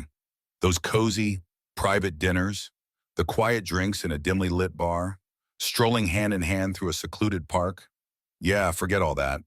Your social life, your opportunities to interact with anyone, including the object of your burgeoning affection, are almost entirely communal. Life isn't structured around individual leisure time spent in private spaces. It's built around shared work, shared rituals, and public gatherings. Your social calendar, if you had one, would be filled with things like communal harvests, market days, religious festivals, village feasts, barn raisings, spinning bees, or just the general hubbub of daily life lived in close quarters. Imagine trying to get to know someone when your main chance to talk to them is while you're both participating in a threshing party, surrounded by dust, chaff, and a dozen other people swinging flails. Or perhaps you exchange pleasantries while drawing water from the same well, with half the village laundry happening nearby. Evenings might involve gathering in someone's home, but it's likely a small, crowded home with multiple generations crammed in, probably sharing stories or working on communal tasks like mending nets or preparing wool. There's no concept of going out for a date in the way we understand it. Your social interactions are fundamentally intertwined with the functional, practical, and often noisy rhythm of community life. This lack of private social space isn't just an inconvenience for budding romance. It's a fundamental aspect of survival and social structure. Communal labor is more efficient. Shared resources like wells, ovens, or tools are necessary, and living in close proximity provides safety in a world with fewer formal protections. Plus, without mass media or easy travel, community gatherings are the primary source of entertainment, information exchange, and social bonding. Everyone participates, everyone is seen, and everyone is, to some extent, accountable to the group. So if you want to spend time with someone you like, you do it during these public events. You might arrange to be near them during the village dance, trying to catch their eye across a crowded, likely muddy, dance floor. You might hope they come to the same market on the same day so you can briefly talk while haggling for vegetables. Maybe you find an excuse to help their family with a task, knowing that your entire family, and probably half the neighbors, will be watching and offering unsolicited advice. It's like trying to have a meaningful conversation at a busy family reunion, but that's your entire social life, every single day. Even leisure activities that might seem more conducive to one-on-one interaction are often group affairs. Going for a walk usually means walking to or from somewhere necessary, and you'd likely be joined by others for safety or company. Picnics? Maybe if you count sitting on a field edge sharing hardtack during a harvest break with your entire work crew. Courtship rituals, like walking out together or visiting each other's homes, are almost invariably chaperoned or conducted in highly visible locations. There's no escaping the collective gaze. Consider the sensory input during these social encounters. Instead of the curated atmosphere of a modern restaurant or cinema, you're dealing with the smells of livestock, wood smoke, damp earth, and unwashed bodies. The sounds are the clamor of work, shouted conversations, crying children, barking maws, and maybe some rough music if you're lucky.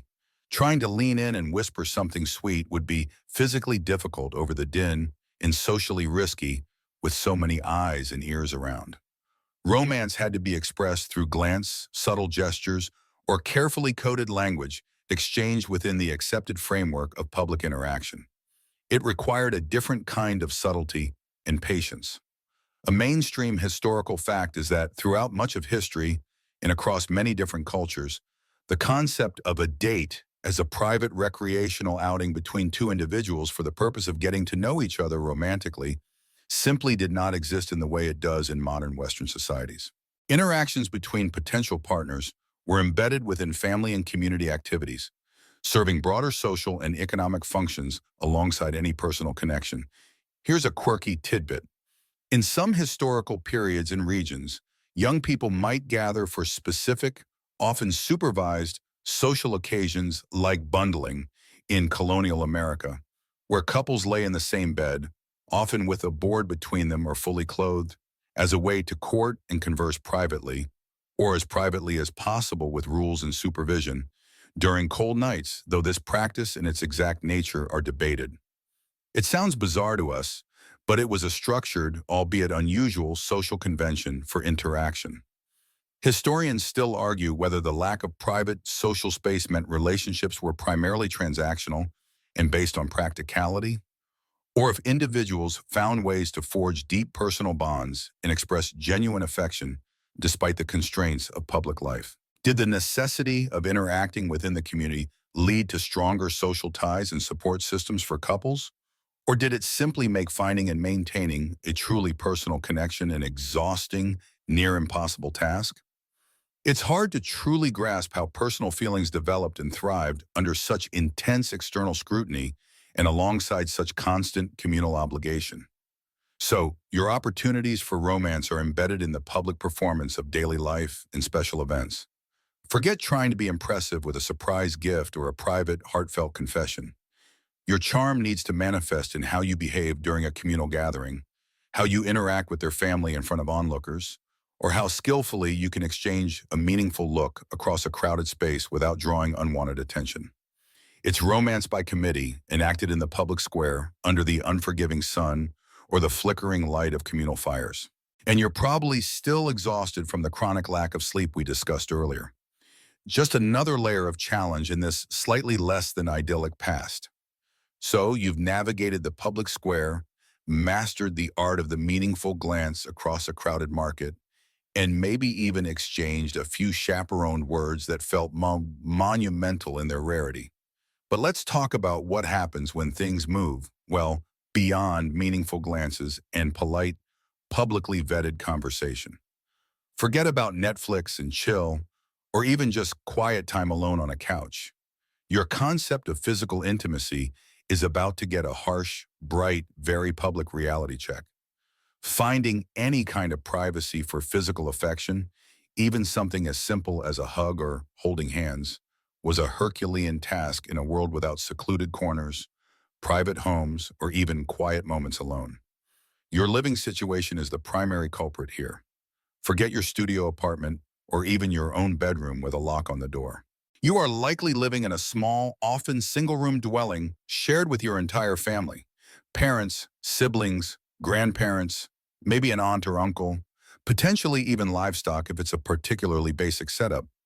Beds might be shared, sometimes by multiple people, not necessarily related, just for warmth or lack of space. Personal boundaries as we know them simply didn't exist in the same way. Imagine trying to steal a kiss, or even just hold someone's hand when you are all sleeping in the same room.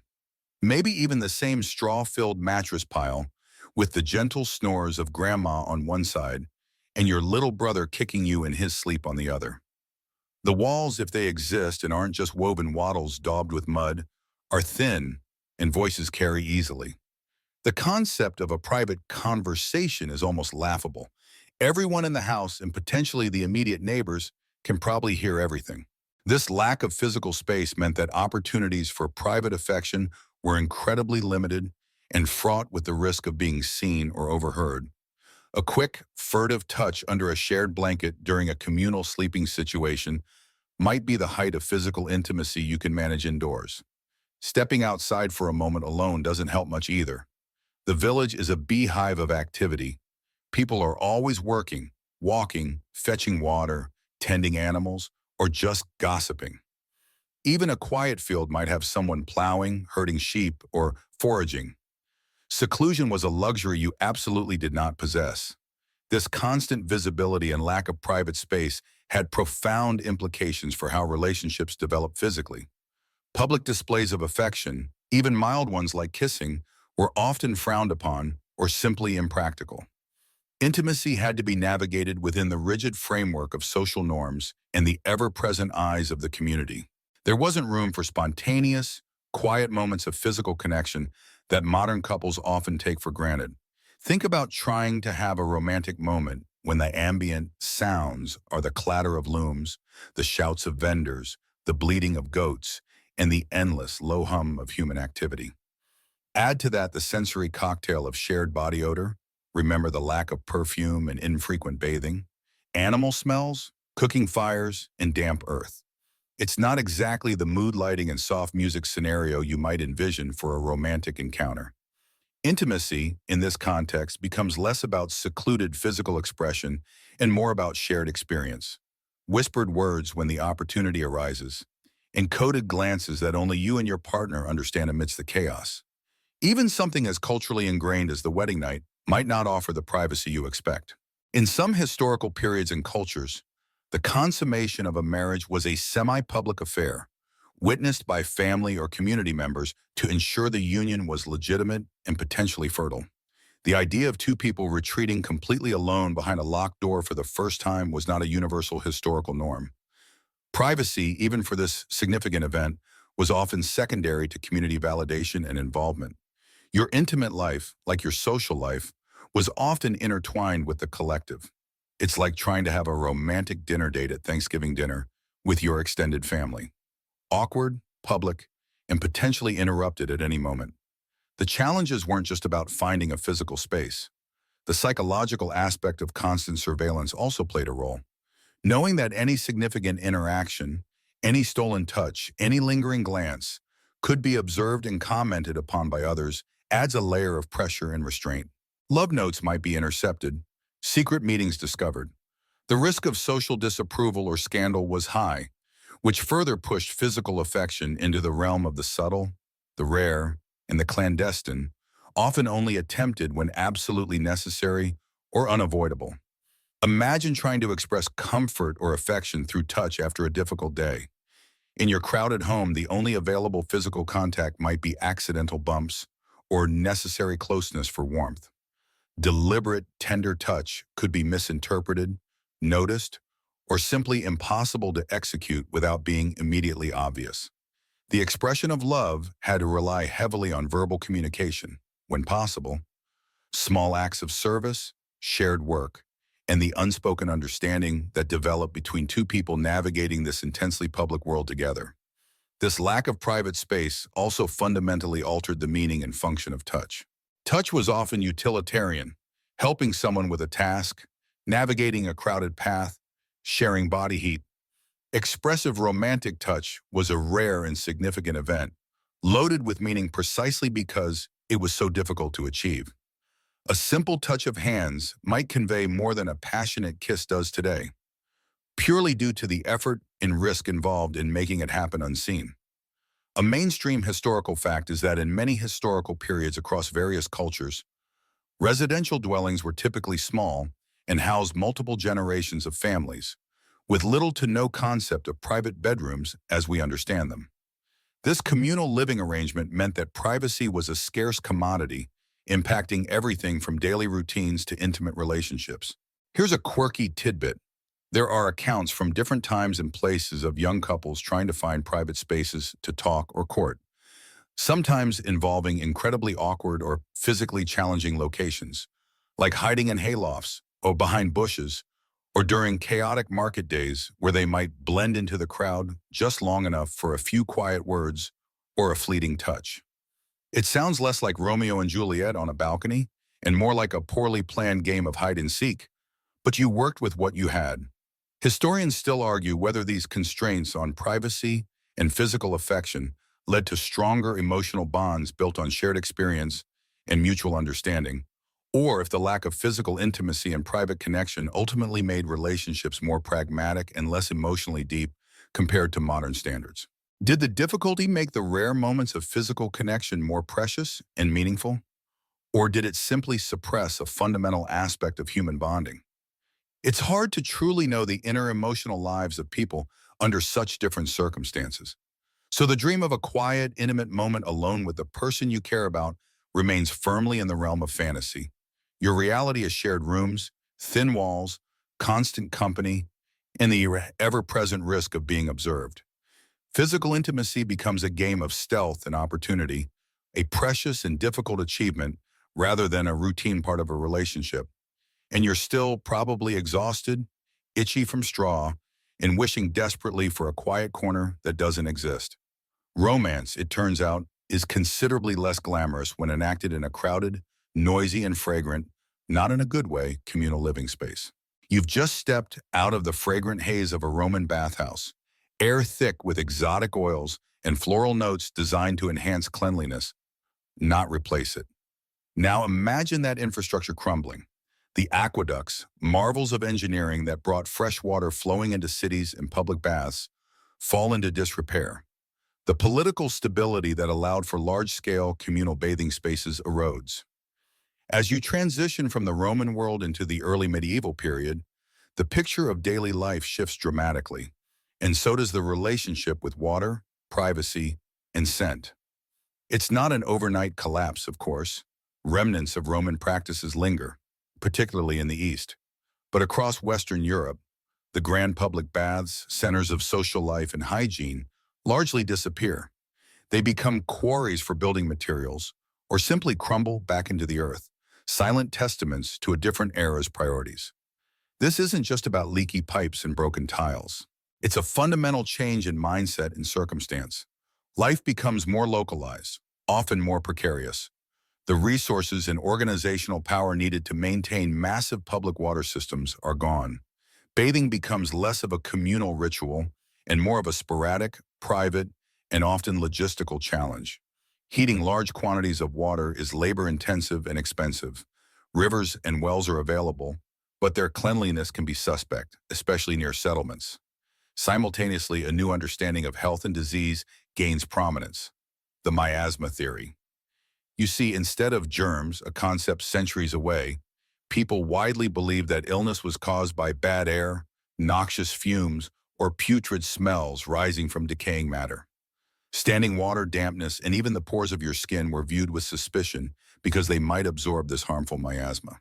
Logic, in this framework, dictated that too much bathing, especially in hot water which opened the pores, could make you more vulnerable to catching a disease.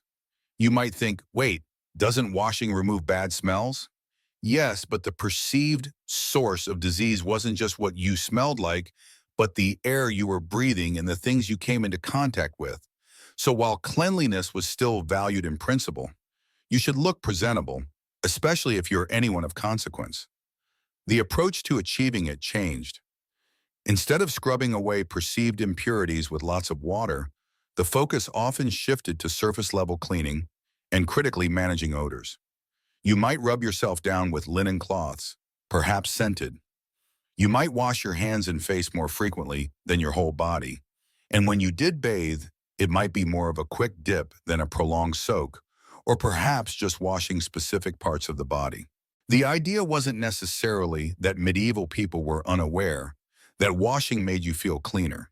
It's that the prevailing medical theory cautioned against excessive bathing, and the practicalities of getting ample hot water were formidable for most.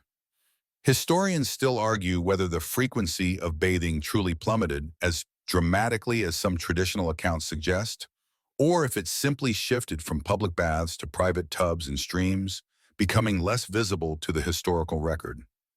What is clear is that the daily, large-scale public bathing of the Roman era became a thing of the past. And into this new world, where full-body immersion was less common and bad air was the enemy, scent took on a renewed and powerful role. Perfume wasn't just a nice-to-have accessory, it was a crucial tool for navigating a world filled with smells you genuinely believed could kill you. The world, by modern standards, was undeniably smellier. Without widespread sanitation, waste disposal was rudimentary. Animals were ever present. People wore clothes for extended periods without frequent washing. Body odor was just a fact of life. But the fear of miasma, combined with the desire to smell pleasant, or at least less offensive, for social interaction, particularly in close quarters like a lord's court, made scent indispensable. Imagine yourself as a noble approaching the king's presence. You haven't had a proper bath in weeks, perhaps just a quick dip in a cool stream last Tuesday, but you are meticulously dressed in layers of wool and linen. To counteract the ambient smells, and likely your own, you employ scent strategically. Your gloves might be richly perfumed. You might tuck small bags filled with sweet-smelling herbs or spices into your clothing. You might even carry a pomander, a decorative object containing perfume materials, often worn suspended from a belt or held in the hand, to ward off bad air and offer a sniff of something pleasant whenever needed.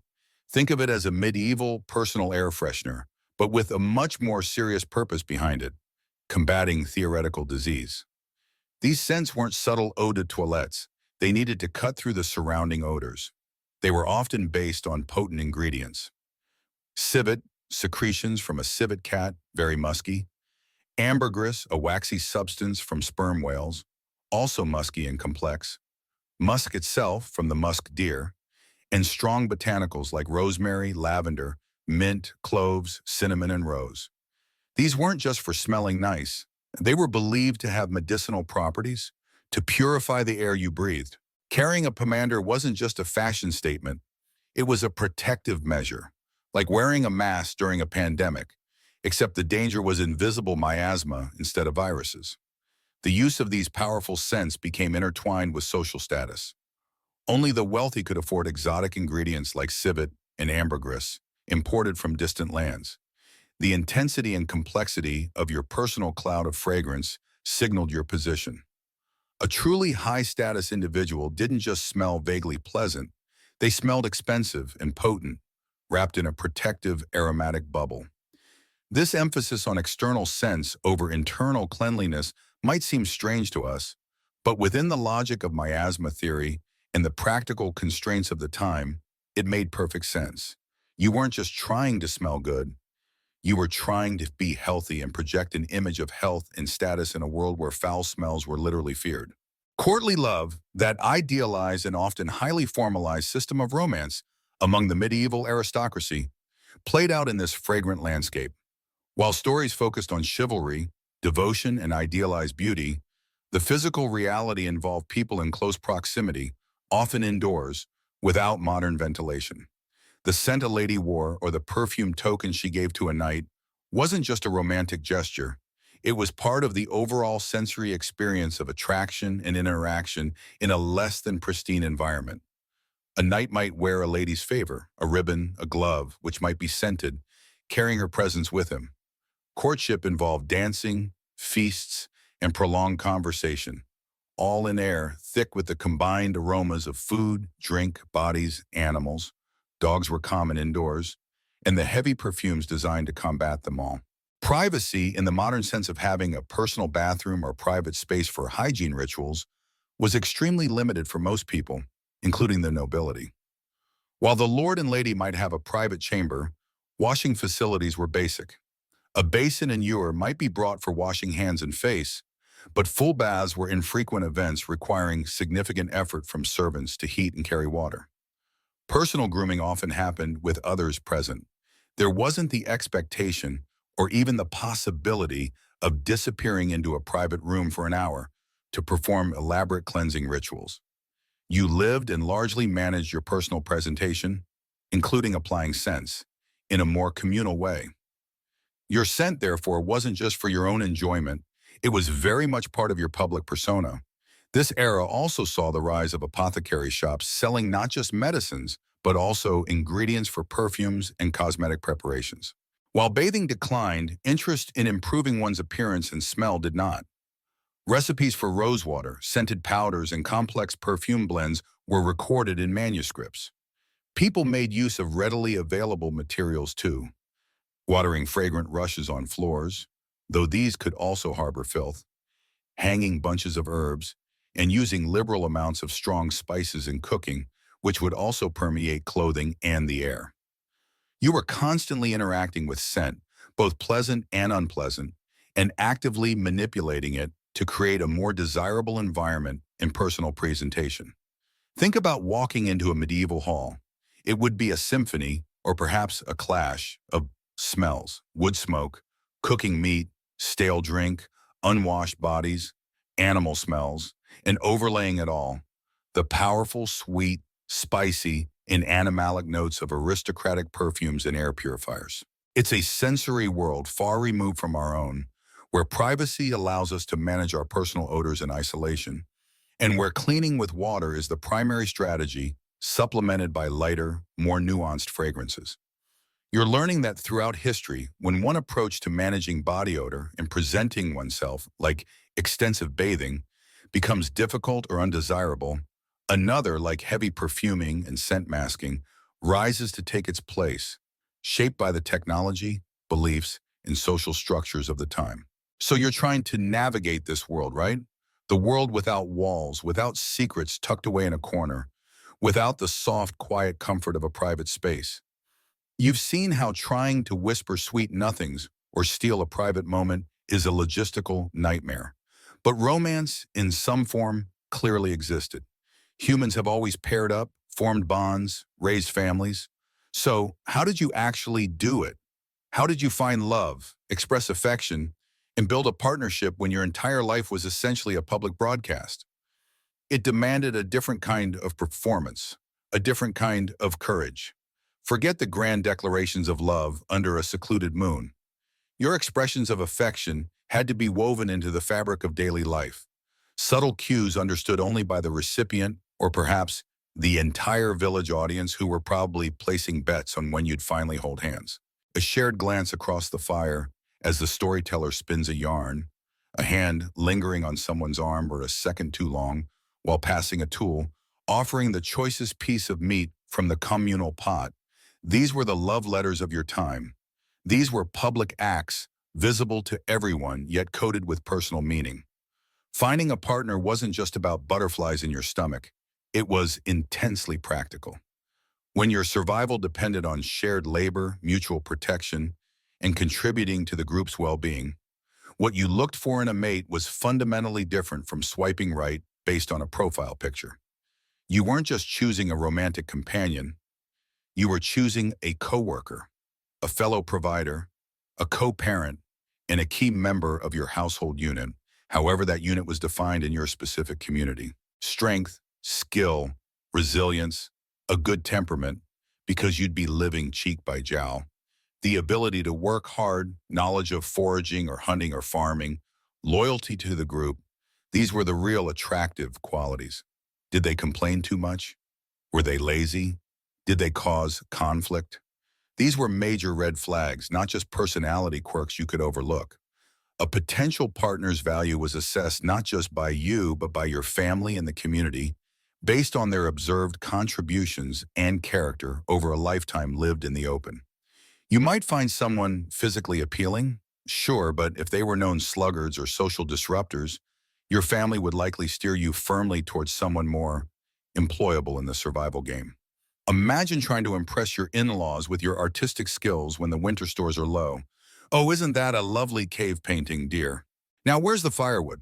Courtship rituals often involve public demonstrations of these valued traits. A young man might be expected to prove his hunting prowess or ability to build shelter.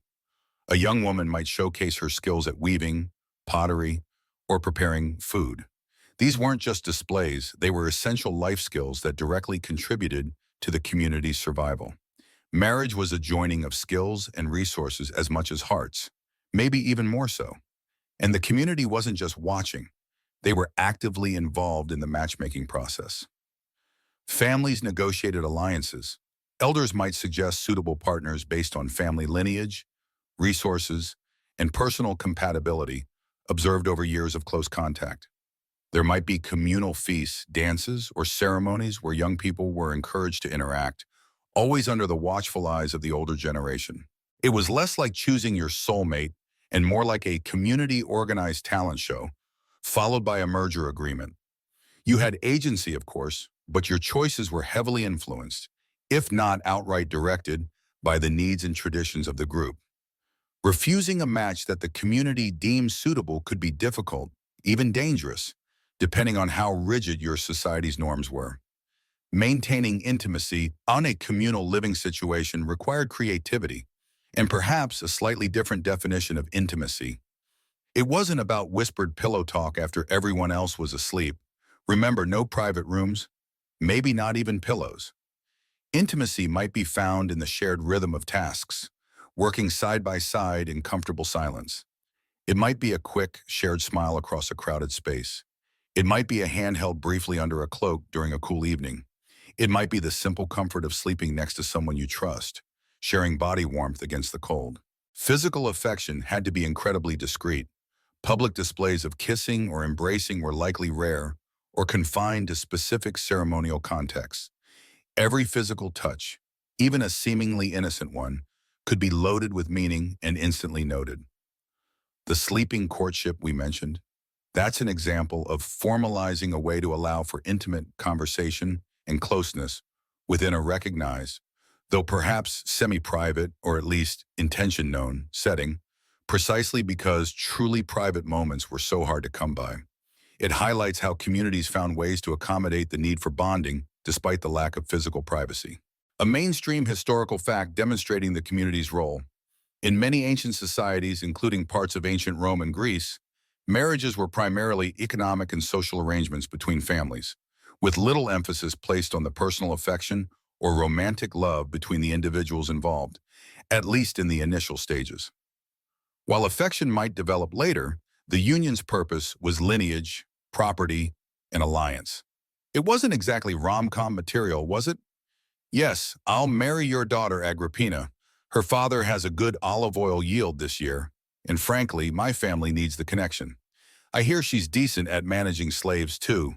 Can't wait for our non-private life together. Children were also raised communally to a significant extent. While a mother was the primary caregiver in infancy, toddlers and older children were often cared for by multiple members of the group: grandparents, aunts, uncles, older siblings, even unrelated adults. This wasn't just babysitting, it was integral to the social fabric and provided young people with multiple role models and a strong sense of belonging to the wider community. Partnership extended beyond the couple. It was about raising the next generation within the collective embrace. This shared responsibility also meant that the stresses and joys of raising a family were experienced collectively. If your child was sick, the whole community might offer remedies or support. If they achieved something noteworthy, the whole group celebrated.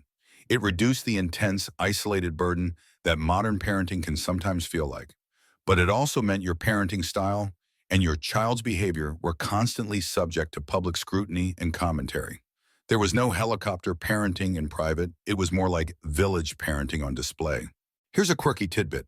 In some indigenous cultures of North America, before European contact, communal longhouses or large family dwellings were common.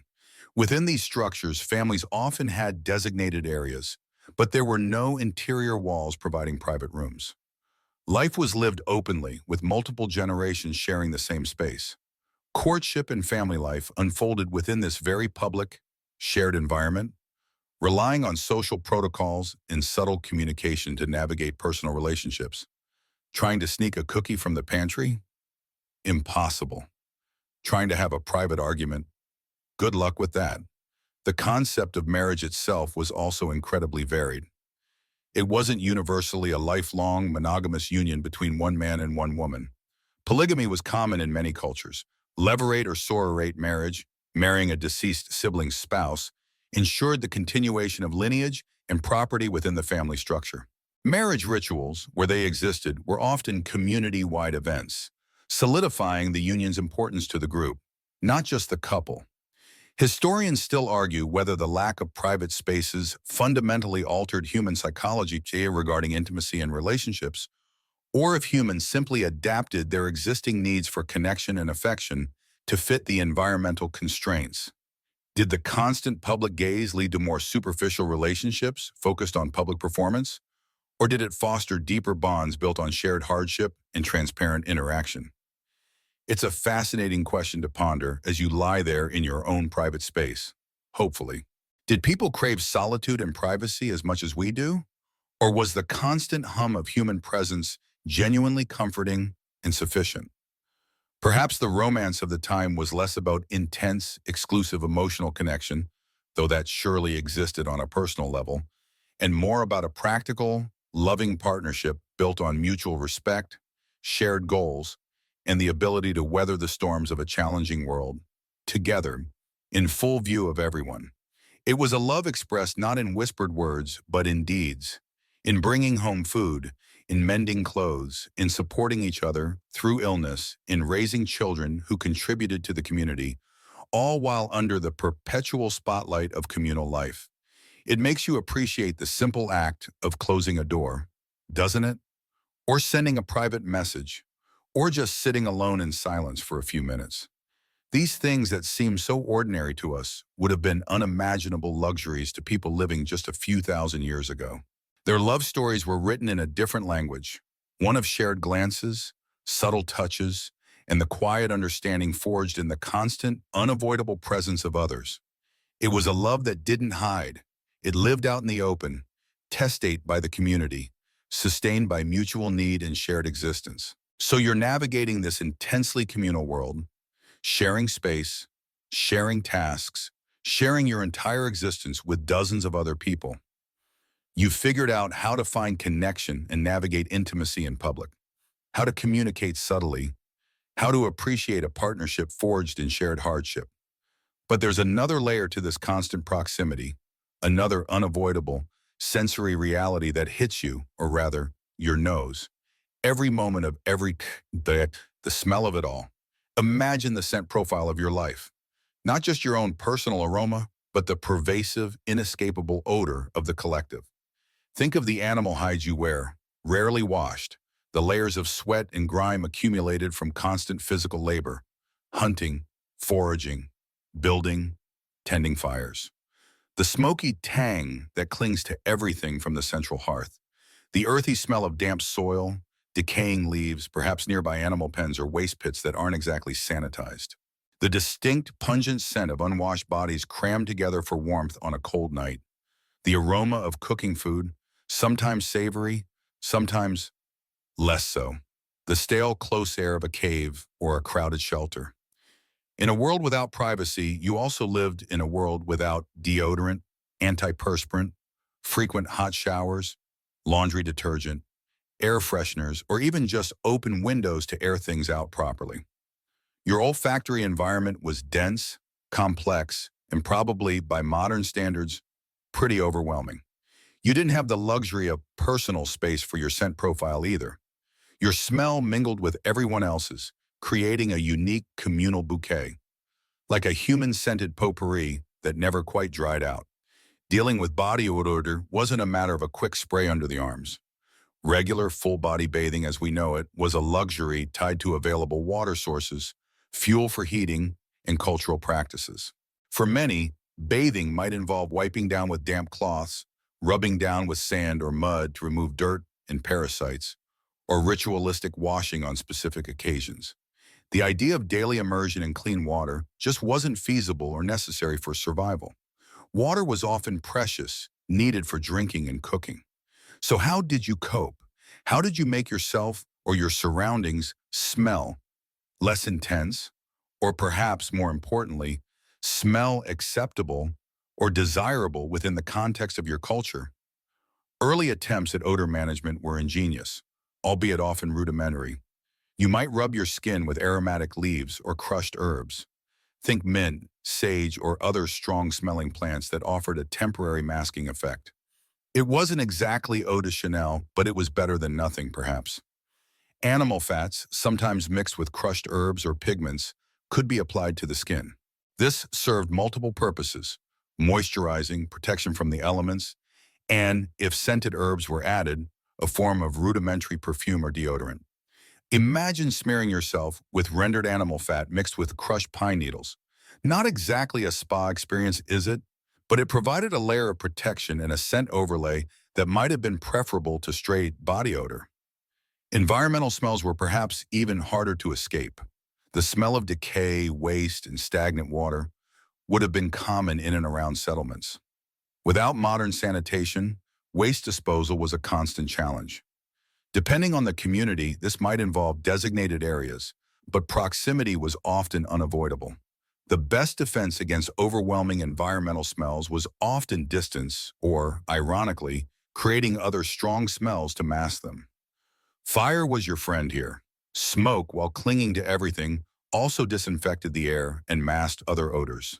Burning aromatic woods or herbs like cedar, juniper, or sage wasn't just for warmth or cooking. It was a form of air purification and scenting. You might deliberately burn bundles of herbs inside your dwelling to create a more pleasant or ritually significant aroma. Walking into a dwelling might be like entering a perpetual smokehouse, but at least it didn't smell like, well, let's not dwell on it too much before bed. Early forms of perfume weren't liquid sprays in fancy bottles. They were more likely fragrant resins like frankincense and myrrh, aromatic woods, dried flowers, or oils infused with plant extracts. These were often used in religious ceremonies, as offerings to deities, or burned as incense. The purpose was less about personal attraction, though that surely played a role, and more about connecting with the divine, purifying space, or signifying status. Owning or using such materials meant you had access to rare and often imported goods. You weren't just smelling nice, you were smelling important. A mainstream historical fact highlighting the importance of scent, though not necessarily personal perfume. In ancient Egypt, the production and use of incense and perfumed oils were highly sophisticated and central to religious rituals, burial practices, and daily life among the elite. Elaborate recipes for unguents and incense have been found, demonstrating a long-standing human desire to create and use appealing scents, even when clean water for bathing was readily available, like from the Nile. These weren't casual body sprays, they were complex, valuable products. Let's talk about ancient deodorants because they existed. People weren't entirely passive about body odor. In ancient cultures, various substances were applied to the body to reduce smell. For instance, the Egyptians used scented oils and sometimes even crushed carob pods or other materials under their arms. Romans used alum, a mineral salt, which has antiperspirant properties. So while you might not have had a roll-on, you might have had a lump of mineral salt to rub under your armpits. Classy, though probably itchy. The concept of smell was also intertwined with beliefs about health and disease. Bad smells were often associated with sickness or evil spirits. Cleaning, in the sense of removing foul odors, was sometimes seen as a way to ward off illness. This wasn't entirely wrong. Places that smelled bad often were unsanitary. But the understanding was based on the smell itself being harmful, rather than being an indicator of microbial presence. Warding off bad smells was a form of preventative medicine. Consider the quirky or fringe tidbit. In some historical periods and cultures, urine was actually used as a cleaning agent, particularly for textiles, because of the ammonia content. While it smells terrible initially, the ammonia is effective at breaking down grease and dirt. So not only did you have to contend with general environmental smells, you might also encounter the distinct odor of laundry day.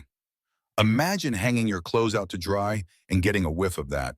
Puts your unscented detergent in perspective, doesn't it? The sense of smell is incredibly powerful and directly linked to memory and emotion. Living in such a distinct olfactory environment would have shaped your perception of the world in ways we can barely imagine. The smell of rain on dry earth, the scent of wood smoke, the aroma of drying herbs, the particular odor of each person in your group. These weren't just background noise. They were fundamental cues about your environment, your social group, and perhaps even your emotional state. You could probably tell who was approaching just by their scent before you saw them. Ah, that unique blend of stale sweat, pine resin, and slightly off-preserved meat must be Uncle Grog. Historians still argue whether the primary purpose of early fragrant substances was masking unpleasant odors, ritual purification, medicinal application, or social status signaling. Was smearing yourself with perfume fat about attracting a mate or repelling evil spirits? Was burning incense meant to make a room smell nice or to communicate with the gods? It was likely a complex mix of all these things, varying by culture and context. The line between practical hygiene, or lack thereof, spiritual practice, and social display was much blurrier than it is today. The ability to acquire and use certain fragrant materials was a significant indicator of wealth and power. Spices, exotic resins, and certain flowers had to be traded for, often traveling vast distances. Owning a small pot of scented oil could be like owning a luxury car today. It wasn't about smelling good for your date. It was about demonstrating that you had the resources and connections to obtain something rare and valuable. You literally smelled of success. Think about the contrast. While the average daily smellscape might have been challenging, moments involving special scents would have been incredibly impactful. The fragrance of flowers laid out for a ceremony, the smoke of rare incense during a ritual, the application of a special scented oil before a significant event. These would have cut through the ordinary smells of life, marking the moment as different, important, perhaps even sacred. Your relationship with smell was much more visceral and perhaps less about achieving a specific pleasant aroma by modern standards, and more about navigating an unavoidable sensory landscape. You became accustomed to smells that would make us recoil. Your nose was calibrated differently. What smelled normal to you would smell strongly, perhaps offensively, to someone from our time. Conversely, the array of artificial fragrances we use daily might be perceived by you as overwhelmingly chemical and unnatural. The lack of personal fragrance, at least in the widespread, daily use sense, also meant that natural human scent played a more prominent role in attraction and social interaction. We cover up our natural smells with layers of products. You couldn't. Your personal scent was a part of your identity, a biological signature that others perceived, consciously or unconsciously. This isn't to say you were walking around radiating overpowering BO, though perhaps you were sometimes. But your natural smell was definitely part of the sensory data others received from you. Perhaps this heightened awareness of natural scent influenced things like mate selection or social bonding within the group. There's modern research suggesting we are subtly attracted to partners whose natural scent, linked to immune system compatibility, is different from our own. This unconscious biological drive might have been less interfered with in a world without perfumes designed to mask or replace natural odors. You were, in a very real sense, smelling your way through social interactions. So while you didn't have a signature scent from a department store, you had a signature scent composed of your individual body chemistry, your diet, your activities, and the pervasive smells of your environment.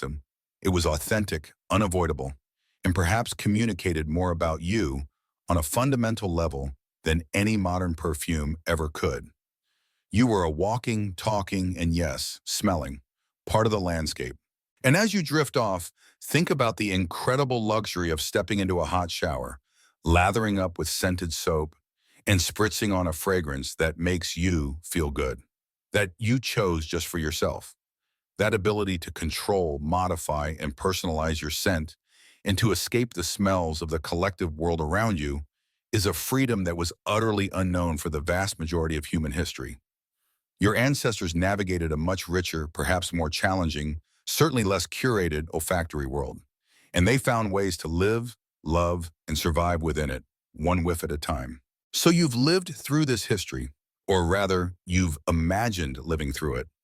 You've navigated the constant exposure, the lack of personal space, the unavoidable proximity to every sight, sound, and yes, smell of your community. You've seen what life looks like without the simple, everyday luxuries we take for granted. It to get bad.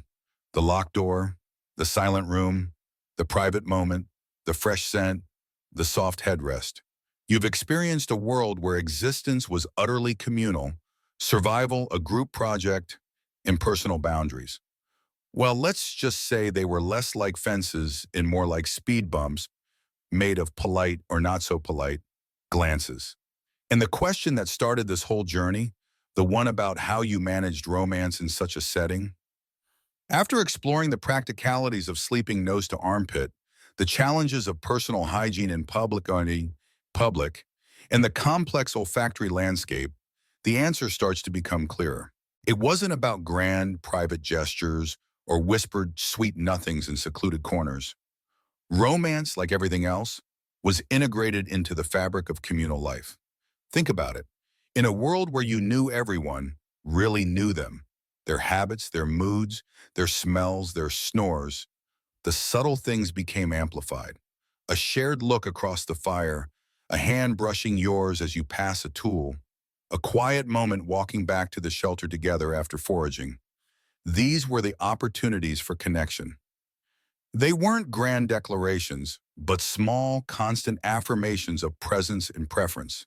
Your relationships weren't built in isolation. They were forged under the watchful, though perhaps not always judgmental, eyes of your kin. Courting wasn't sneaking off to a movie. It might have involved participating in shared tasks side by side, demonstrating competence and willingness to contribute to the group's survival. A successful hunt shared, a well-crafted tool presented, a soothing presence during illness. These were acts of care and courtship. You were showing you could be a good partner, not just for cuddling, though that was probably important for warmth, but for life. Physical intimacy certainly happened because, that's how humans keep going. But it likely happened with a different context. Perhaps it was snatched moments when the group was dispersed during the day or during the night when others were deeply asleep, relying on the cover of darkness and exhaustion. It required discretion, yes, but perhaps also a communal blind eye. Your community needed you to pair up and reproduce. There was a vested interest in you figuring it out. It wasn't always a forbidden hidden act. It was a necessary function of survival, performed within the practical constraints of your living situation. Maybe the rustling leaves outside the shelter, or the crackling fire provided just enough white noise. Consider the emotional intimacy. When you share everything, fear during a storm, relief after a successful hunt, grief at a loss, joy during a feast, you build deep bonds. Privacy isn't necessary for vulnerability. In fact, the constant lack of it might have made emotional transparency more of a default. You saw each other at your best and worst without the filters and performances we use today. You knew when someone was truly weary, truly afraid, truly happy, and being seen and accepted in that raw state, that's a powerful form of connection. A mainstream historical fact illustrating enduring forms of connection across countless cultures and throughout history, long before modern wedding ceremonies or even formalized contracts, humans developed rituals and symbols to mark partnerships and family units. From exchanging simple gifts like shells or stones, to participating in communal feasts, to wearing matching markings or adornments, people found ways to publicly acknowledge and celebrate their bonds, solidifying their commitment within the community context, not in private. This wasn't about a secret pact between two individuals. It was an event recognized and often sanctioned by the group. Think about the communication. Without whispered phone calls or private texts, how did you convey affection or arrange a meeting? It was through glances, subtle touches, specific seating arrangements by the fire, fetching water together, bringing someone a choice piece of food, a language of small, visible actions that, to an outsider, might mean nothing, but to you and your intended spoke volumes. You developed a code, a private language of gestures and shared moments that existed within the public sphere. And the quirky or fringe tidbit? Well, let's talk about love darts. In some cultures, historically and prehistorically, courtship could involve surprisingly blunt, sometimes even aggressive methods of gaining attention. Forget subtle cues. In certain contexts, potential mates might engage in ritualized mock combat or even throw objects at each other, gently, one hopes, to signal interest or test suitability. Imagine trying to be romantic and someone just lobs a small, soft fruit at your head from across the communal space. Ow, what was that for?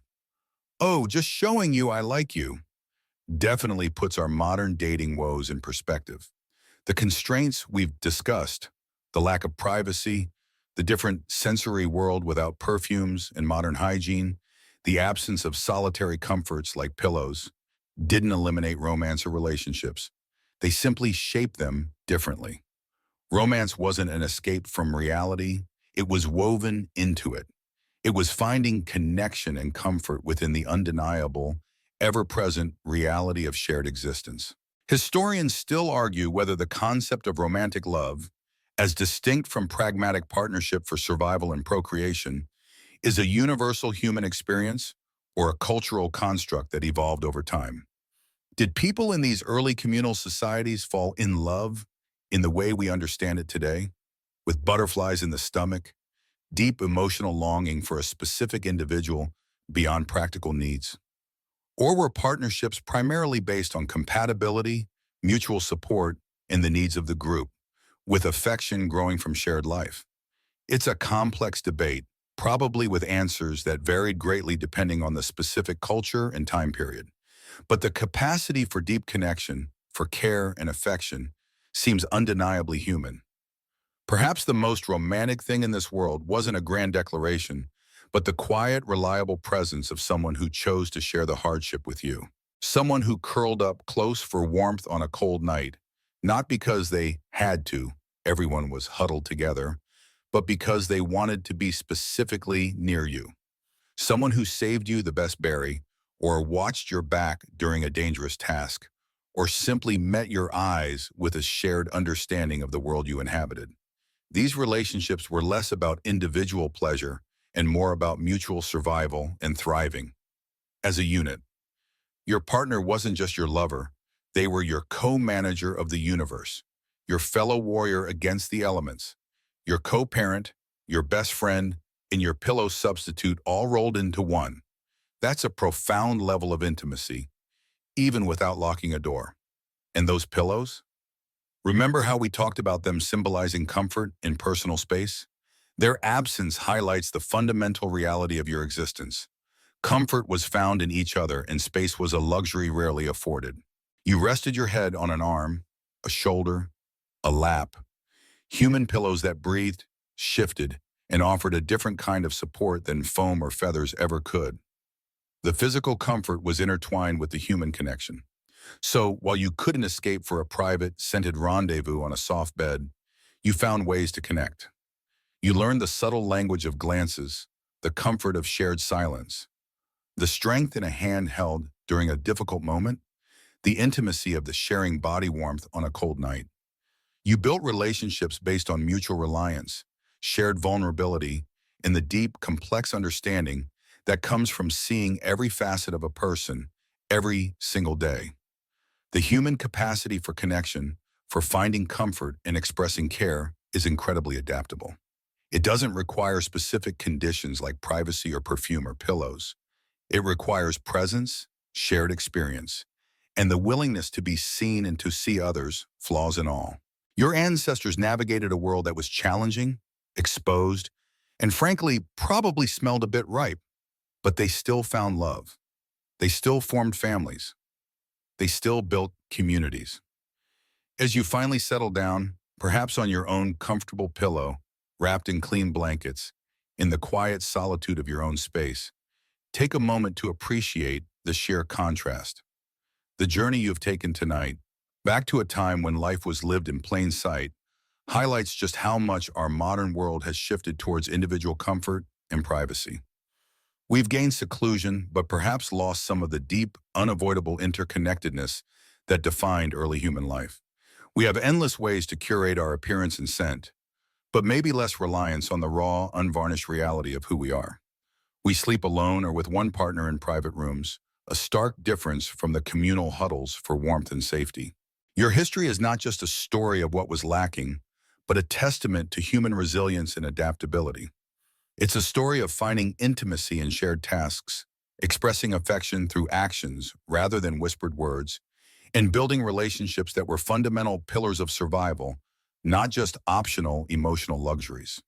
It shows that the core human need for connection transcends time, technology, and even the availability of basic comforts. Love in its many forms truly did find a way. And now, as the echoes of this ancient communal world begin to fade, allow yourself to drift back to the quiet of your own space. The fire has died down in your mind, the sounds of the group are softening, becoming distant. You are here now, safe and warm. The air is still, or perhaps gently stirred by a fan, carrying no scents but those you've chosen. Your body is relaxed, sinking into softness. The imagined hardness of the earth or the rough animal hide giving way to comfort. There is nowhere you need to be, nothing you need to do, just rest. Let the weight of the day and the weight of history lift away. Breathe slowly, deeply. The boundaries of your own room are soft now, blurring at the edges. The past recedes, leaving only the gentle presence of the present moment. You are simply here, letting go, allowing yourself to sink deeper, softer, into sleep. All is quiet, all is still. Sleep awaits.